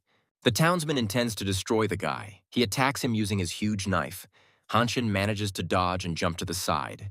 Greek considers Hanshin a demon. He is going to deal with the guy as quickly as possible. Hanshin realizes that the second group of townspeople are most likely already in the orphanage, and he intends to rescue them. Lena shields her brother from an aggressive group of townspeople who have entered the house and surrounded them. The townspeople call Hanshin a follower of demons. The guy tries to calm and convince the attackers. Hanshin believes that he has very little time left. He plans to use the indecision of the townspeople to escape. The guy rushes as fast as he can to the exit. Greek orders the townspeople not to let the guy out of the house under any circumstances. Taking advantage of his speed advantage, Hanshin deftly dodges the townspeople's blows and makes his way to the exit. Dissect is impressed by how persistently the guy tries to save the orphans. Hanshin rushes with all his might to the orphanage. He hopes that he is not late. The guy runs into the house and observes a terrible picture in front of him. The entire room is littered with the corpses of murdered townspeople. In the corner of the room, he finds Lena and Jack crying and shaking with fear. Using a virtual screen, Hanshin tries to contact Dissect. He does not believe that the children did this. Dissect blames himself for everything. He believes that he should have destroyed the werewolf orphans. The owner of the tower, Dissect, asks Hanshin to destroy the werewolf orphans, to which the guy responds with a categorical refusal. Hanshin runs up to Lena and her brother. He hugs the orphans tightly and tries to calm them down. The guy understands that werewolf children commit their terrible deeds in an unconscious state, and after that do not remember anything. Hanshin tells the orphans that he will help them get rid of the hellish spell. He suggests leaving the house as soon as possible before anyone comes. The guy hears a loud, piercing scream and turns sharply towards the door. At the entrance, there is an elderly woman who is joined by a group of armed townspeople. Hanshin takes a fighting stance and asks the children to move back to a safe distance. The approaching townspeople are heard cursing, and they have a strong hatred for the werewolf children. The guy is trying to convince the people around him, telling them that the children are victims of Everton. Such a statement infuriates people. They see a huge number of corpses right in front of them. The angry crowd slowly approaches Hanshin, who is standing in the corner with orphans hiding behind him. Hanshin uses his magic bracelet on his arm to teleport the weapon. A huge battle pole appears in the guy's hands, with the help of which he intends to clear the path to retreat. The guy tells Lena and her brother to stick together and follow him. Reinforcements approach the townspeople and they launch a furious attack on Hanshin and the werewolf children. The guy skillfully uses a fighting pole. With deft movements, he clears the way for retreat. A moment later, all the attackers were lying unconscious on the ground. The guy did not use deadly equipment, so all the townspeople remained alive. The elderly woman grabs Hanshin by the clothes and asks the guy why they are doing this to them. While the guy was talking with the elderly woman, one of the attackers returned to consciousness. He intends to finish what he started. Hanshin rushes to help the orphans. He blocks the blow of the townsman. The guy uses his fighting pole, with which he quickly eliminates the threat. Hanshin orders the children not to waste time and run to the exit, but Jack does not want to leave the house. The guy tries to find out the reasons why Jack doesn't want to leave. He learns that the boy misses Dissect a lot and hopes for his return. Hanshin thinks that escaping will not solve anything. He wants to explain to the townspeople that the children were under the influence of evil forces. Using his magic bracelet, Hanshin teleports a bottle of holy water. Dissect is carefully watching the guy from his tower. He doesn't understand why the guy teleported the holy water. Suddenly, one of the townspeople sneaks up on Hanshin and stabs him in the back. A townsman asks Hanshin why he and the orphans killed all the people. Lena transforms. Her hand turns into a steel blade with which she strikes the townsman. Greek runs into the room, accompanied by his squad. Hanshin warns them of the danger and asks them to leave before it's too late. Lena and her brother look attentively at the townspeople, their hands turned into war steel blades. The guy believes that it is necessary to use holy water as quickly as possible before the werewolf children kill all the townspeople. Lena, at great speed, rushes towards a group of townspeople standing at the entrance. Hanshin does not allow the girl to commit a terrible thing. He catches up with her and throws her aside with a blow from his fighting pole. The guy stands opposite the girl, trying to understand what forces have taken control of the minds of the orphans. Hanshin hears Dissect's voice, which demands that the guy not ignore his instructions and immediately destroy the werewolf children. The guy is trying to find a way out and save the orphans. He takes a bottle of holy water in his hand and approaches Lena. At the last moment, Hanshin notices Jack trying to attack him from behind. The guy throws a bottle of holy water at him. He believes that with its help, he can free the orphans from mind control. When hit in the head, the bottle breaks and holy water falls on Jack's body. The werewolf boy stops his attack. He screams loudly. Hanshin sees dark energy starting to come out of him. Lena is not going to accept defeat and attacks Hanshin. The guy teleports another bottle of holy water from his magic bracelet. He dodges Lena's blows and at the same time pours holy water on her. The girl stops her attack. At the same moment, a stone flies into her head. Angry townspeople throw stones and improvised objects at the werewolf children. Hanshin demands that they stop this immediately. Holy water has a strong effect on werewolf children. They sit on the floor and scream loudly. After a few minutes, mind control worms begin to emerge from the werewolf children. With their help, the demon followers controlled their minds. The townspeople are shocked by what is happening as they watch the mind control worms crawl out of the children. Hanshin knows that worms cannot act without a host. He must be somewhere nearby. A man appears on the threshold. The mind control worms that have come out rush towards him. Hanshin knows that Dissect is closely watching him. He wants the owner of the tower to see the real source of evil. The mind control worms crawled up to their master and jumped into his arms. Pabble is standing on the threshold. She is the mistress of the parasites that until recently controlled the minds of children. Using a magical bracelet, Hanshin teleports a bottle of holy water to heal his wound. The guy intends to deal with Pabble as soon as possible. He hears the voice of Dissect, who is surprised by the true cause of the problem. Pabble begins to kill nearby townspeople. She develops a strong hatred for those around her, especially Hanshin, who figured out her secret. Approaching the guy, Pabble tells him that he has no idea how much time and effort she has invested in the werewolf children. Uttering angry words and curses, Pabble systematically destroys nearby townspeople. The surviving townspeople leave the cursed house. Pabble stands opposite the main character. Hankin demands that she immediately leave the children alone. Pabble calls them to her. She tells the guy that he doesn't even know who the children really are. Hanshin is surprised by this information. Pabble says that children are not really people. She says that Lena and Jack are doubles, monsters that can turn into anything. Pabble's voice is heard. She says that the guy protects monsters in human form. The girl tells Hanshin that the monsters transformed into their current appearance after eating the corpses of children. Hanshin orders Lena and Jack not to listen to Pabble. He says that she is lying. Lena cannot contain her emotions. She does not want to come to terms with the fact that she is a monster. The girl says that children are ordinary monsters and attacks Hanshin. The guy deftly dodges a series of blows that Pabble inflicts on him. The girl says that in fact she should be thanked for the great work she has done. Pabble, walking through the night slums of her city, often came across the corpses of dead people. One day she found an incredibly valuable and useful thing from a dead man. It was Everton's magic crystal. Hanshin demands the girl to shut up immediately. He strikes her with a blow that knocks her aside. Pabble asks the guy a question. She is interested in why he so desperately protects some monsters. Hanshin asks the children not to listen to the girl and to move away to a safe distance.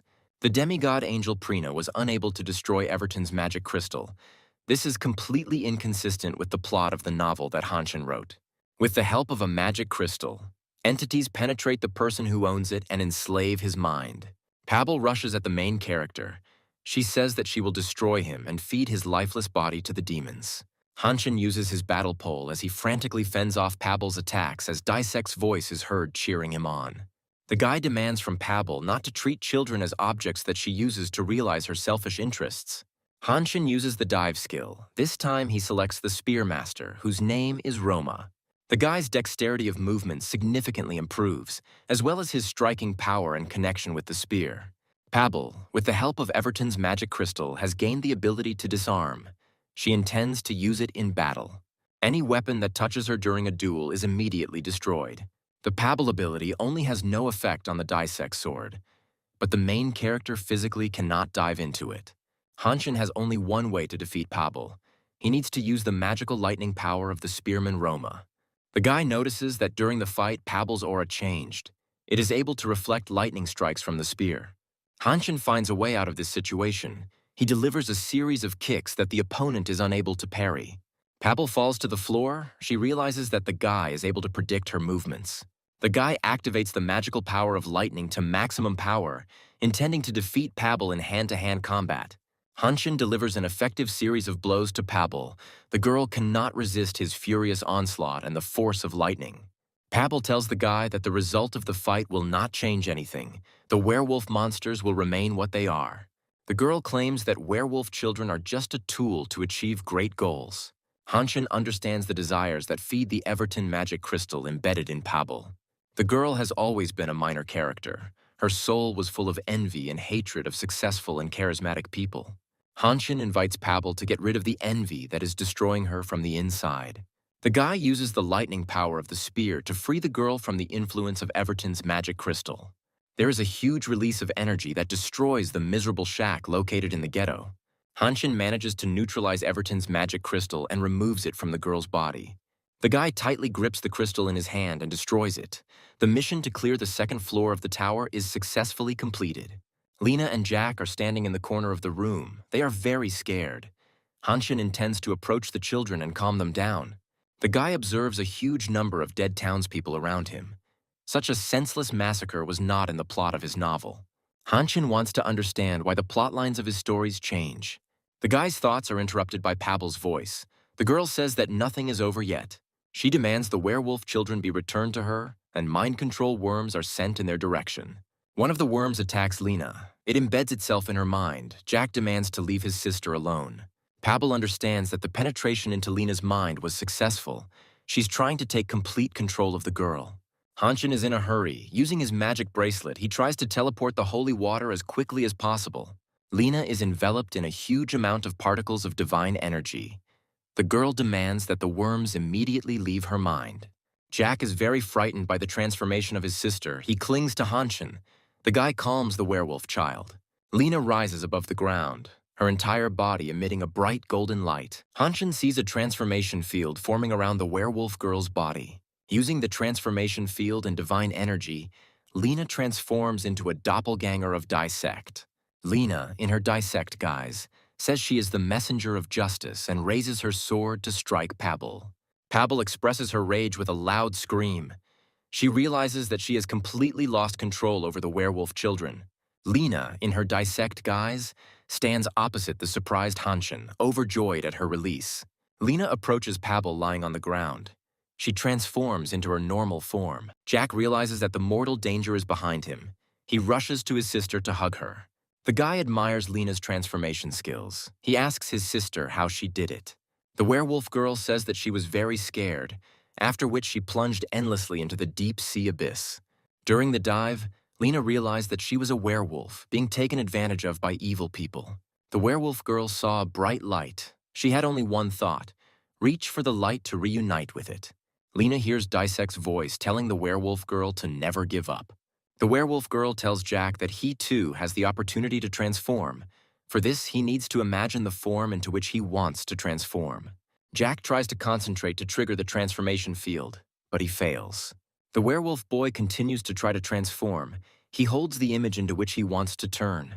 Hanshin watches closely as Jack successfully transforms into a small, floating creature. The main character needs to leave the tower. He does not want to leave the werewolf children alone and invites them to leave the location. Hanshin says that there are many villages nearby where werewolf children can go to start a new life. Lena and Jack do not want to leave their hometown since they have lived in it all their lives. The werewolf children intend to stay in their home and wait for Dissect to return to them. Hanshin hears a voice that announces the beginning of the movement from the tower. The surrounding space begins to slowly collapse. There is a huge destroyed quarter in the city that is not being restored after the last earthquake. Khan and Yuna search for Hanshin in the destroyed quarter. They use the mana detector. Yuna can't hold back her tears and hopes that nothing happened to Hanshin. The guy calms her down. A loud bang is heard, and the deserted streets of the abandoned quarter are illuminated by a flash of bright light. Hanshin appears from the fiery cocoon. The guy is dissatisfied with the fact that he quickly moved and did not say goodbye to the werewolf children. The guy comes to his senses after the transfer and realizes that the werewolf children teleported with him. Hanshin is very surprised by this. He does not understand why the werewolf children teleported with him. Lena and Jack are very nervous and ask the guy where their home went. Hanshin asks the werewolf children to take human form. Children take on their usual appearance. The new surrounding space frightens them greatly. The guy calms down the werewolf children. He explains that they are in a neighboring area of his city and they should not worry. Lena and Jack realize that they are very far from home. They begin to worry that Dissect will not be able to find them if it returns. Hanshin reassures the children. He tells them that they will definitely meet Dissect in the future. Yuna appears from around the corner of a destroyed building and quickly approaches the guy. The girl hugs the guy tightly and begins to sob loudly. Hanshin tries to calm her down. Yuna says that Hanshin suddenly disappeared without a trace, which greatly frightened his friends. The guy asks the girl for forgiveness and tells her that he had a special secret mission. Khan approaches the guys. He tells the guy that Yuna was very worried about him. He asks him not to do this in the future. Khan is very surprised that Hanshin was in the sword tower and cleared the first floor there. Hanshin's friends are delighted and surprised that he was able to penetrate the new tower, about which almost nothing is known. Yuna asks Hanshin a question. She is interested in who the children who arrived with the guy are. Hanshin replies to his friends that these are his children. The guy's friends are very surprised and choke on their drinks. Hanshin asks the children to introduce themselves. They are happy to meet the guy's friends. Yuna is fascinated by the appearance of the children and offers them ice cream. A virtual screen appears, informing the main character that he is being summoned to the first floor of the sword tower. Hanshin manages to ask his friends to look after the children. He begins to move to the first floor of the tower. The surrounding space begins to collapse around the guy. He teleports to the magic tower. Hanshin moves to a huge deserted clearing located in a mountain valley. He hears the footsteps of a man approaching him and turns sharply. A sharp combat blade rests against his throat. Dissect has a very angry appearance and requires you to answer several questions. The owner of the tower asks the guy if he is a follower of demon worshippers. Hanshin admires Dissect's appearance, his dark hair and huge purple eyes. Dissect swings his combat blade and strikes a few centimeters from the guy. The tower owner once again asks Hanshin if he is an Everton follower. Dissect says that ordinary people are unaware of the existence of mind-controlling brainworms. The owner of the tower is very worried about the fact that Hanshin has information about details that Dissect does not know about. He recalls that the guy immediately found woven coconut fiber when he was on the first floor of the tower. Hanshin thinks about how he can calm Dissect down and whether he should tell the whole truth now. Dissect understands that the guy's actions are directed against Everton, but he is tormented by strong doubts. He thinks that the guy is hiding a lot from him and decides to check Hanshin soon. Hanshin's voice is heard. The guy tells Dissect that initially there were no towers on Earth. Hanshin says that magic towers began to be built on the basis of myths and legends. If the hero of the myths manages to pass the test, he is rewarded with the right to own the tower. The guy reports that in the novels he read, there was a story called Dissect, where he, along with other heroes, fought the great devil. Hanshin continues his story. He says that the towers of 7 heroes appear in the novel, one of which is called the Sword Tower. At this time, Everton and the demon worshippers appear, who are going to enslave the whole world. Hanshin believes that Dissect will never believe that he is a character in his novel. Dissect believes in the guy's words. He understands that Hanshin has nothing to do with Everton. Hanshin declares that he is going to stop Everton and the demon worshippers so that no one else gets hurt. Dissect tells the guy that with his current abilities, it will be very difficult to realize his goal. The owner of the tower leaves. He invites Hanshin to visit the tower soon to prepare for the decisive battle. Dissect sits on a throne in his tower. He analyzes the information that Hanshin brought to him. Dissect represents a powerful being who is at the center of the universe and makes real worlds out of fictional stories. The owner of the tower understands that Hanshin is hiding a lot from him, but he wants to believe the guy. The angel demigod Prina realizes what Hanshin might be hiding, and she informs Dissect about it. Prina says that when she prays to God, she feels an energy similar to that coming from Hanshin. The werewolf children have become very close friends with Hanshin's friends, and they have fun spending their free time together. Hanshin is mentally preparing for the tough training that Dissect will conduct. The main character is very pleased that in a short time, Yuna has become very close friends with Lena. The guy asks Yuna how Saren is feeling. He hasn't heard anything about her for a long time.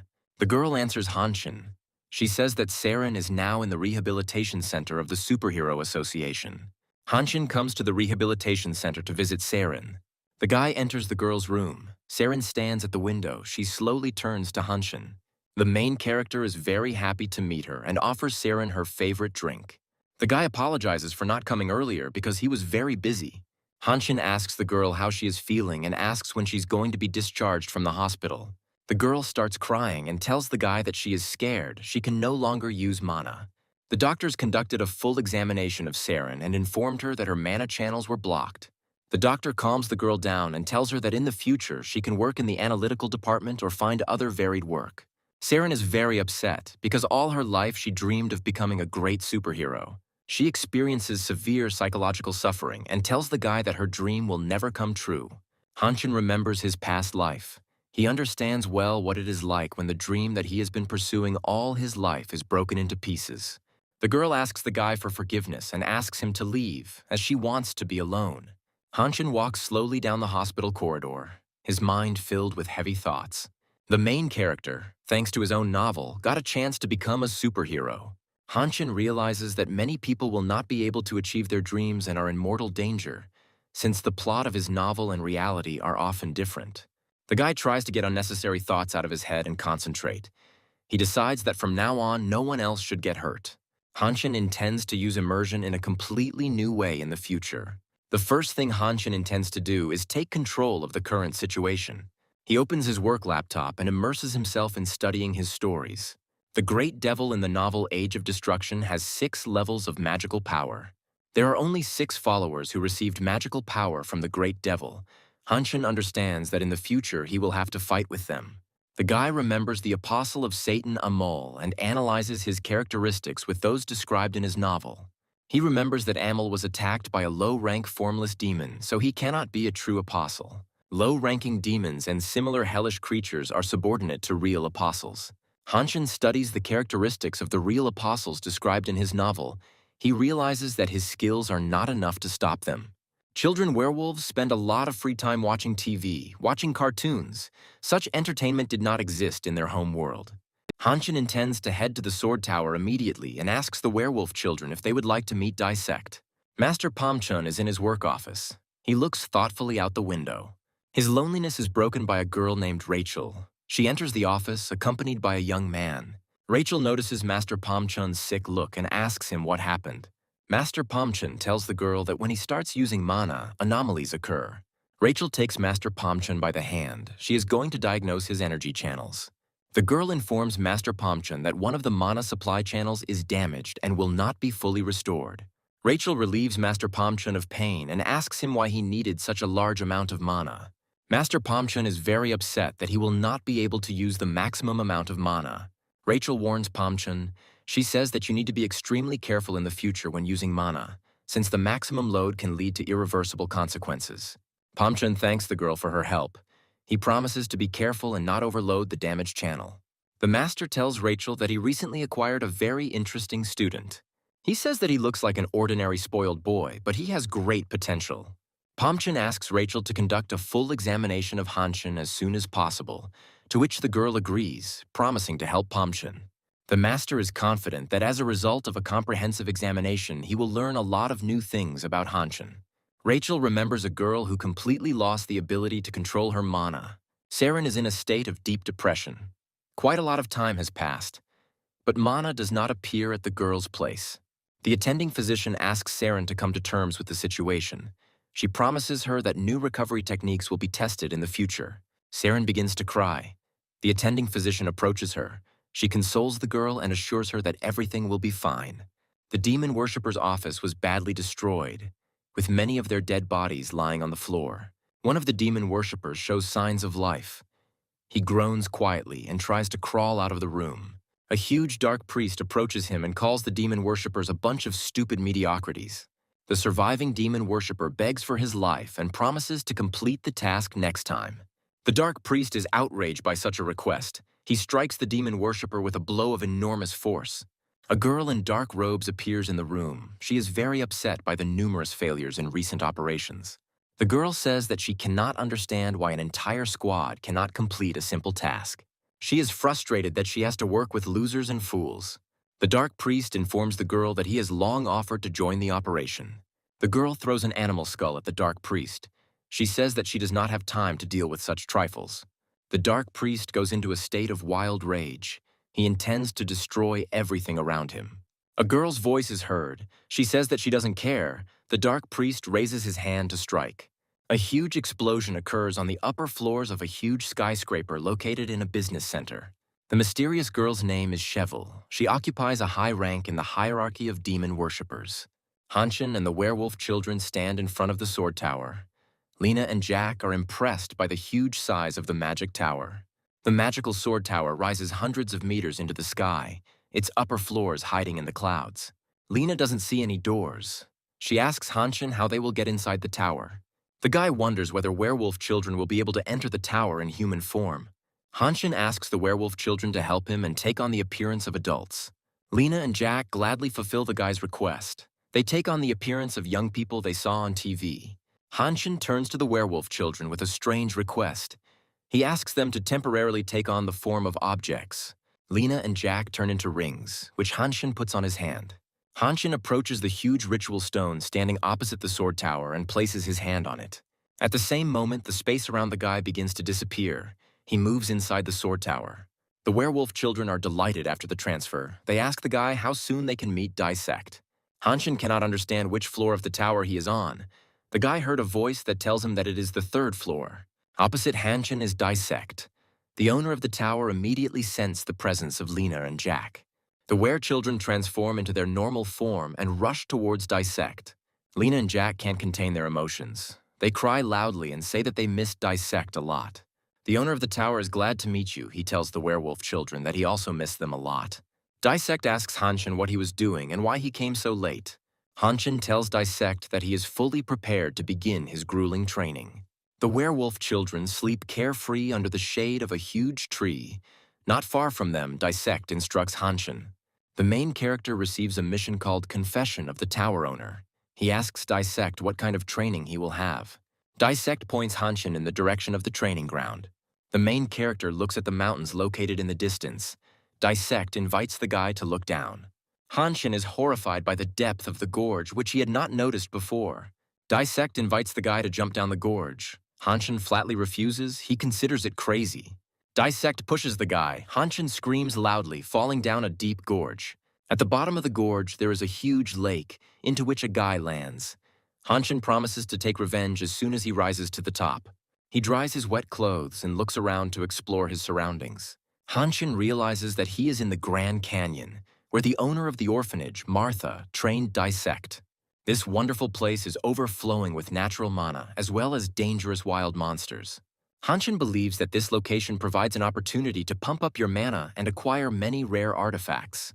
Dissect is trying to track the movement of the guy who is at the bottom of the gorge. He gives Hanshin a week of time to study himself. The owner of the tower recalls how in the past he himself underwent training at the bottom of this gorge. Dissect clearly remembers the moment when the owner of the Martha shelter threw him into the Grand Canyon. Hanshin finds a clearing containing a huge amount of woven fiber. He was lucky, as he witnessed the flowering of the plant. Flowering occurs only once in several years, at which time the plant concentrates a huge amount of mana. Among the vast quantities of woven fiber, Hanshin finds rare fruits that possess enormous amounts of concentrated mana. He immediately begins to eat juicy ripe fruits.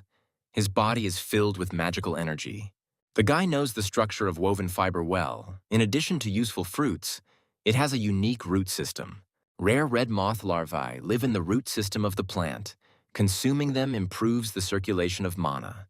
Hanshin immediately begins collecting and preparing the magical plant. In the evening, after a hard day of work, the guy decides to relax and feast on the larvae of the red moth. Hanshin eats the ripe fruit of the woven fiber. His body is filled with a huge amount of mana. A virtual screen appears in front of the guy, which tells him that his mana level has increased significantly. Hanshin believes that there is no need to stop there. He eats the fried larvae, thinking that such a way to increase mana is ideal. A huge wild monster emerges from the dark forest thicket into the fire of the fire. The guy hears a crunching sound in the bushes behind him and slowly turns around. At this moment, a huge 2-meter wild bear attacks Hanshin. The animal slowly approaches the guy. Hanshin identifies him as a third-class fighting bear. The guy concentrates a huge amount of magical energy in his fist and raises his hand to strike. Hanshin brings down his fist, filled with a huge amount of magical power, on the head of the wild predator. The bear loses consciousness. The guy was able to deal with the wild predator with one blow. Hanshin is attacked by a pack of silver wolves. The guy is absolutely calm because he believes that he can easily cope with them. He remembers his first fight with a magical wolf, which took place in a supermarket. The guy decides to warm up and teleports a battle sword with the help of the magic Hanshin bracelet. In a huge tower on the upper floors, there is a bright light. A meeting of demon worshippers is taking place there. The man informs those present that the flower of peace is ready for use. Cheval has never seen such a magical plant. She admires its beauty and potential. The Dark Priest says that it is necessary to reconsider the tactics of the organization, since the old methods no longer work. A man standing at the window reports that a secret operation will soon begin, which under no circumstances must fail. Cheval tells the man standing by the window that they have everything ready to capture the 8th hero. She assumes that her team may run into problems because there is a serious obstacle in their way. Cheval tells those present that Master Pomchun has unique characteristics and skills. The man standing at the window is called Rick. He asks those present not to worry and says that he is taking charge of the Pomchun Master. Rick thinks it's time to see his old comrade. Hanshin wastes no time in vain. Being in the Great Canyon, he systematically exterminates wild monsters. Each victory of a guy over an enemy increases his combat characteristics and skills. The guy puts the battle sword back into the magic bracelet. He believes that he has increased his mana enough and he needs to go back. But first, he intends to collect valuable magical plants and rare artifacts. Hanshin activates the enhanced detection skill to find items of interest. He discovers very rare magical minerals nearby. In order to get to the magical minerals, the guy has to climb a high mountain. Hanshin realizes that the magical minerals are located inside the cave behind a small ledge located on the rock. The climb is difficult for the guy. He is going to use mana to make his task easier. Hanshin directs mana energy between two stones. The energy explosion opens access to magical minerals. The guy reaches the treasured entrance to the cave. In a few minutes, he intends to become the owner of a priceless treasure. The entire interior space of the cave is strewn with a huge number of magical stones. Hanshin selects the most valuable specimens among them. He did not expect that the magical minerals would be large and heavy. The guy directs a flow of mana into the windstone, which allows him to activate the hidden properties of the stone, which Hanshin uses for levitation. The main character is going to use the windstone to leave the Grand Canyon. Hanshin intends to mine as many magical minerals as possible to take with him. The next morning comes. Dissect carefully rises from his sleeping place. He does not want to wake up the werewolf children. His attention is drawn to a noise coming from a huge cliff. A joyful and satisfied Hanshin appears in the tower owner's field of vision. The guy reports that he completed the test. Dissect praises Hanshin for completing the task in just 4 days, instead of the allotted 7. The owner of the tower sees that the guy has improved his combat skills, and his mana has increased many times over.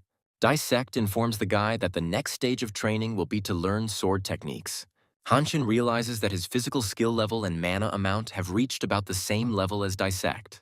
The protagonist intends to add to this the real combat experience that he will need to defeat Everton.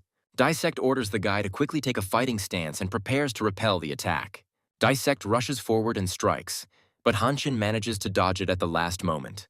The guy tries to use magical protection, but it is not enough to hold off the attacking Dissect. Numerous strong blows break the main character's defenses and throw him aside. Dissect tells the guy that he is using a wooden training sword and attacks at half strength. The master of the sword tower orders Hanshin not to stand still like an idol and to start attacking him.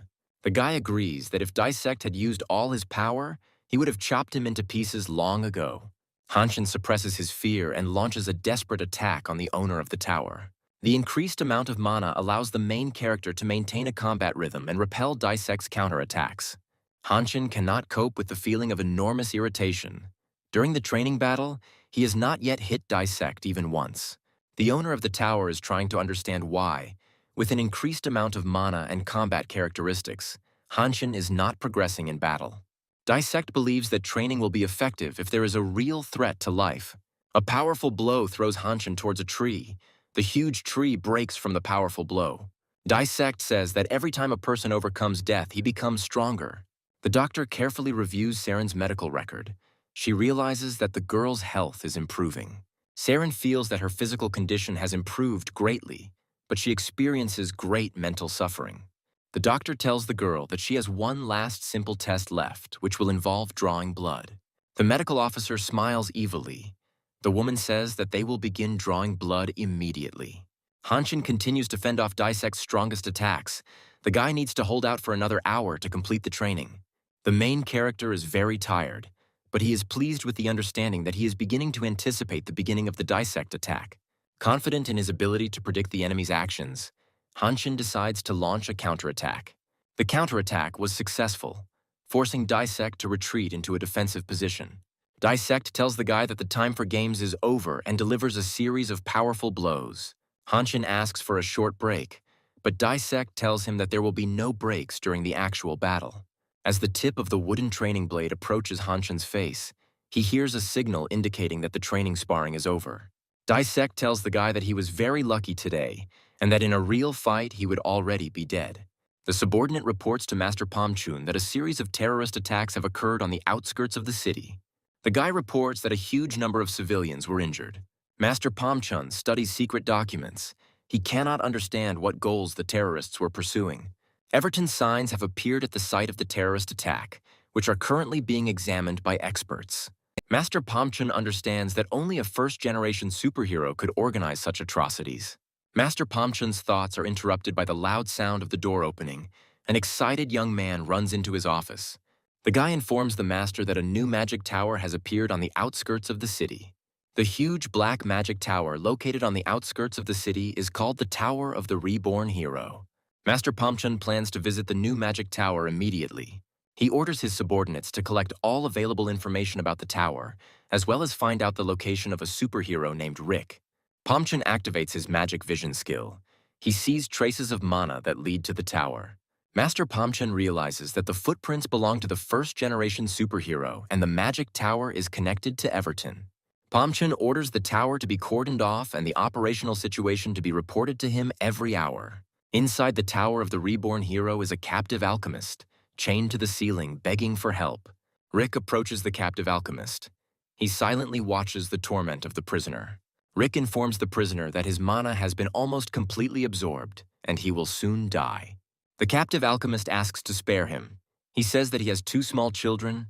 Mr. Rick takes out a pistol and fires a shot.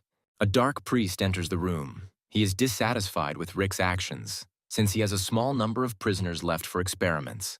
The dark priest tells Rick that he does not have enough prisoners to continue the experiment.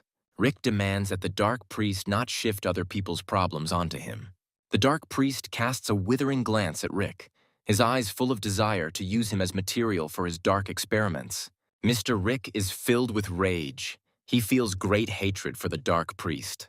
A large amount of dark energy is released, and a huge crimson aura appears around Rick. Dark energy is transformed into active dark matter, which begins to envelop the body of the dark priest. The dark matter reaches the dark priest's throat and begins to choke him.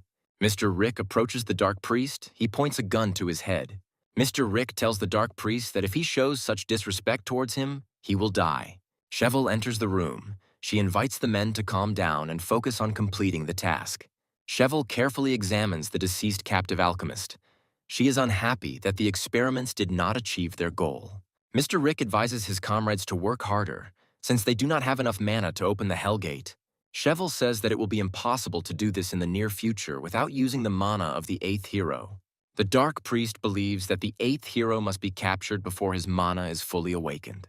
Mr. Rick says that they can use Master Pomchun instead of the 8th hero. His mana will be enough to open the gate. Master Pomchun is a top-class superhero and has a huge amount of mana. Cheval believes that this task is extremely difficult to complete. It will be much easier to capture the 8th hero who has not yet awakened. Mr. Rick says that this may take a lot of time. He suggests luring Master Pomchun inside the tower. Cheval reports that it will be extremely difficult to deal with Pomchun. Rick replies that he will take it upon himself.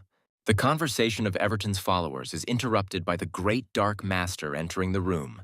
The Great Dark Master's name is Conrgitas, and those present in the room kneel before him. Conrgitas is a reborn superhero. He asks those present why they have collected so little mana so far.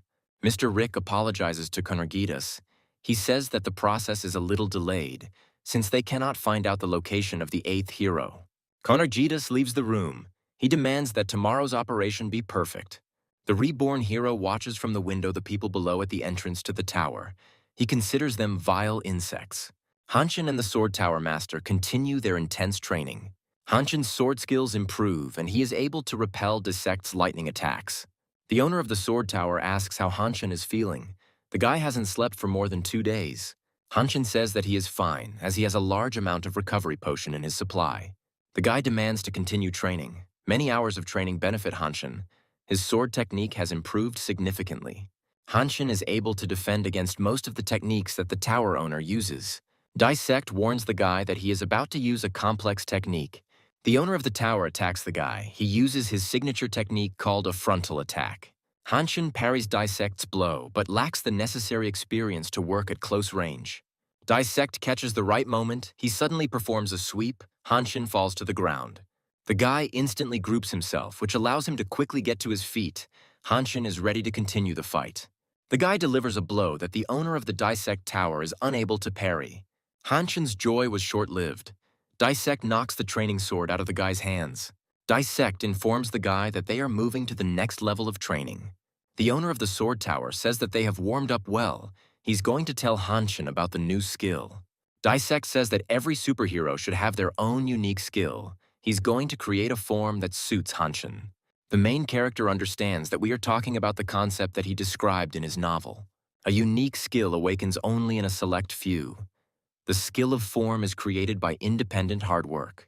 Hanshin's combat skills will develop along with his character and mana. Dissect tells the guy that using the form is the easiest way to destroy enemies. The owner of the tower asks Hanshin to get ready. He's going to demonstrate to him the use of the form. Dissect tells the guy that his favorite form is called Space Cut. A huge fiery aura forms around the owner of the tower. He raises his sword to strike. Hanshin feels a sense of wild horror. He has never seen such a powerful force. The guy can't come to his senses for a long time. He observes the destruction caused by the blow called the cut of space. Dissect tells the guy that all superheroes have different forms, but they are united by the energy of mana. The angel demigod Prina owns a form with which she connects divine energy with the human world. Exorcist Michael has a form with which he can manipulate subtle energy fields. Dissect tells Hanshin that the form skill reflects the essence of a person's nature. A guy can have a form that suits only him. Hanshin feels genuine joy and intends to acquire his own form skill in the near future. Cheval screams loudly. She still can't pick up the vibrations of the 8th hero to find his location. Rick stands at the large window. He looks carefully at the people who have gathered at the base of the tower. The Dark Priest does not intend to wait any longer. He calls for the operation to begin right now. Rick is going to open the Hell Gate with the help of the Flower of Peace, but to do this he needs the mana of Master Pamchun. Cheval stands next to the sleeping girl. She agrees with Mr. Rick's plan. Cheval is trying to wake up a sleeping girl. She doesn't understand how she can sleep at such a crucial moment. The girl says that she cannot defeat her dream. Cheval demands that she stop time around the tower. Mr. Rick orders the girl to stop time immediately. He doesn't want anyone to see them leaving the Tower of Rebirth. The girl agrees to stop time around the tower, but she warns that this effect will not last long. Rick understands what the girl is talking about. He observes below a large number of people who have mana. The girl plunges into a deep trance. She begins to stop time around the Tower of Rebirth. Mr. Rick, along with his associates, leaves the Tower of Rebirth. Time has stopped around the tower. The Dark Priest mocks the motionless man. The man scolds the young man. He asks him how he was able to break the healing potion. The young man is haunted by strange sensations. He cannot remember the moment when he dropped the flask with the medicine on the ground. An unfamiliar man in the crowd begins to behave very strangely. Dark energy begins to surround him. The man falls to the ground and convulses. Passers-by come up to him to help. The man was a follower of Everton. He successfully summoned a monster. Passers-by are trying to escape. A huge monster roars loudly and rushes in pursuit of the fleeing people. A pack of aggressive wolves attacks the defenseless residents of the city, while a stranger watches what is happening from the roof of a tall building. Mr. Rick informs his associates that their time has come and invites them to have fun. He stands on the roof of a tall building and is about to activate a magical flower to open a portal to hell. The Dark Priest jumps from the roof of the building onto the fleeing, defenseless townspeople. He generates streams of fiery energy in his hands to bring them down on innocent people. Cheval teleports a huge number of monsters, which head into the streets of the city in dense rows. Master Pamchun is in his office studying secret documents. After analyzing the information, he realizes that Mr. Rick is in the Tower of Rebirth. The door to Master Pamchun's office opens and Rachel enters the room, announcing that she has urgent news.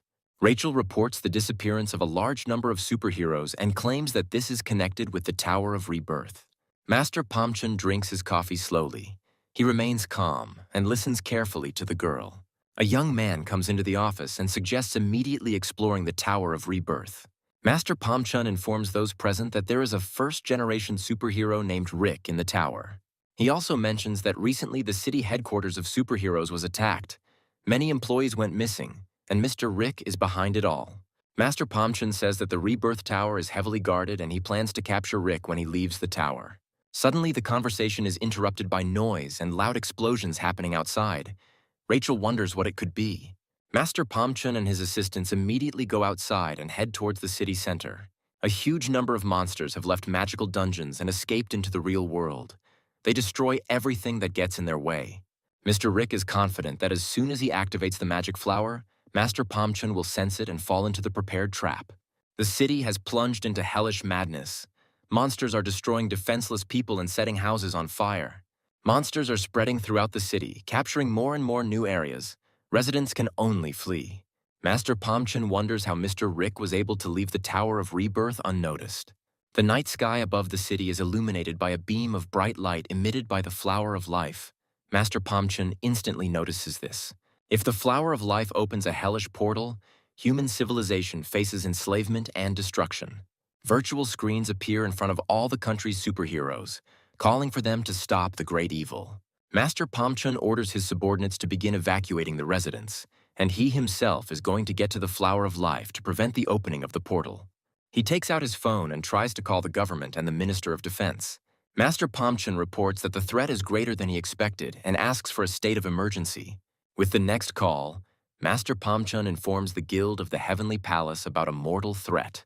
Master Pomchin's mind is filled with anger and hatred. He intends to destroy Everton. Mr. Rick hopes that Pomchin will fall into his trap. He is looking forward to meeting him. Hanshin is in the sword tower, continuing to hone his sword skills. With the help of immersion, he can use the skills of the heroes of his novel. But this is not enough. He aims to master his unique form. Lena believes that Hanshin needs rest, since the guy does not feel sorry for himself at all and spends all his time training. The main character thinks about the form skill. He tries to understand what his unique ability is. The tower described in his novel has become a reality. The guy decides that his unique ability is this creation. Hanshin is in the middle of a forest clearing. He intends to create a magical woven fiber. Dissect and the werewolf children approach him. The owner of the sword tower asks Hanshin what he is doing. Dissect tells the guy that he doesn't have much time and he needs to find his form as quickly as possible. The owner of the sword tower is distracted from the conversation. He pays attention to the change in the energy field around him. Dissect sees a large flower of magical woven fiber appear next to him. Hanshin and the werewolf children find themselves near a magic stone standing at the entrance to the tower. The guy cannot understand why Dissect teleported them. Jack tells Hanshin that he had a lot of fun and asks the guy to visit the sword tower again later. Pomchun plunges into his thoughts and tells the werewolf children that in the future they will definitely stay with Dissect. Master Pomchun, together with superheroes, sets up an energy shield to protect residents from monsters. Hanshin is in the office of the Superhero Association. He is surprised by the silence and absence of people. In the corridor, the guy meets Khan and Yuna, who ask Hanshin where he has been all this time. Khan and Yuna inform the guy that during his absence, the city came under a powerful attack from monsters. The situation in the city is catastrophic. People are trying to escape from monsters and hide in emergency shelters. Hanshin learns that the hero of his novel, the great Dark Master Konragidas, has become a reality. In the guy's novel, the Dark Master was destroyed in the first chapter. This is completely inconsistent with what is happening in reality now. Khan and Yuna suggest the guy not to waste time and go to the city to face Everton. Yuna reports that she has already completed all the necessary calculations for teleportation. The friends are very excited. They take each other's hands, and teleportation begins to a city captured by monsters. A circle of fire forms in the wasteland, in the center of which Hanshin and his friends appear. The girl looks around. She realizes that there was an error in the teleportation calculations. Yuna realizes that someone interfered with the teleportation process and distorted the coordinates, at which time a huge monster creeps up on her from behind. The girl turns around sharply and sees a huge sword in the monster's hand approaching her. Hanshin reacts to the attack with lightning speed. He cuts the monster in half with a trained blow. The main character and his friends are very close to the flower of the world. The flower emits enormous energy. Hanshin cannot understand how the demon worshippers collected such a huge amount of mana. In the Hanshin novel, the great Dark Master Konragidas uses his own mana to open the gates of hell. Yuna is very nervous. She assumes that Everton's followers have captured Master Pomchun. Hanshin invites his friends to start running since there is very little time left. The guy believes that first of all it is necessary to get rid of the flower of life, and only then deal with Everton's followers. People have many desires, and those whose desires are perverted become easy prey for universal evil. The devil constantly tempts such people. Their souls feed the devil with their energy. In the novel Hanshin, only one superhero of the first generation could not resist the temptation of the devil, and that was Master Konragidas. The Dark Master Konragidas gave his soul and mana to the devil, calling great evil into the world. A pack of hellish wolves attacks Hanshin. The guy deftly dodges them. Hanshin, together with his friends, systematically destroys the monsters of the dungeon. The guy is trying to get to the flower of life as quickly as possible in order to stop the summoning process. Hanshin encourages his friends. He says that there is very little left to the city center.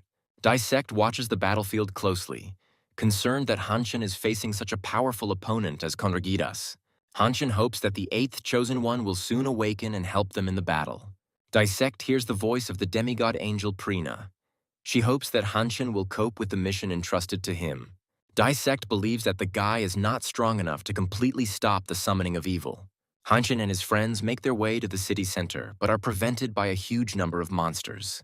The guy watches a man standing in the middle of the street who has not yet been evacuated. Yuna recognizes the stranger as her old mentor, who taught her at the academy, and she asks what she is doing here. Yuna's mentor turns to the girl and says that people are not able to resist a huge evil force. Hanshin asks the girl a question. The guy is interested in who she is and what she is doing here. Yuna's former mentor tells the guy that she is an employee of the association and is performing an important secret mission. Hanshin doubts the veracity of the girl's answer. He uses his depth vision skill to scan the stranger.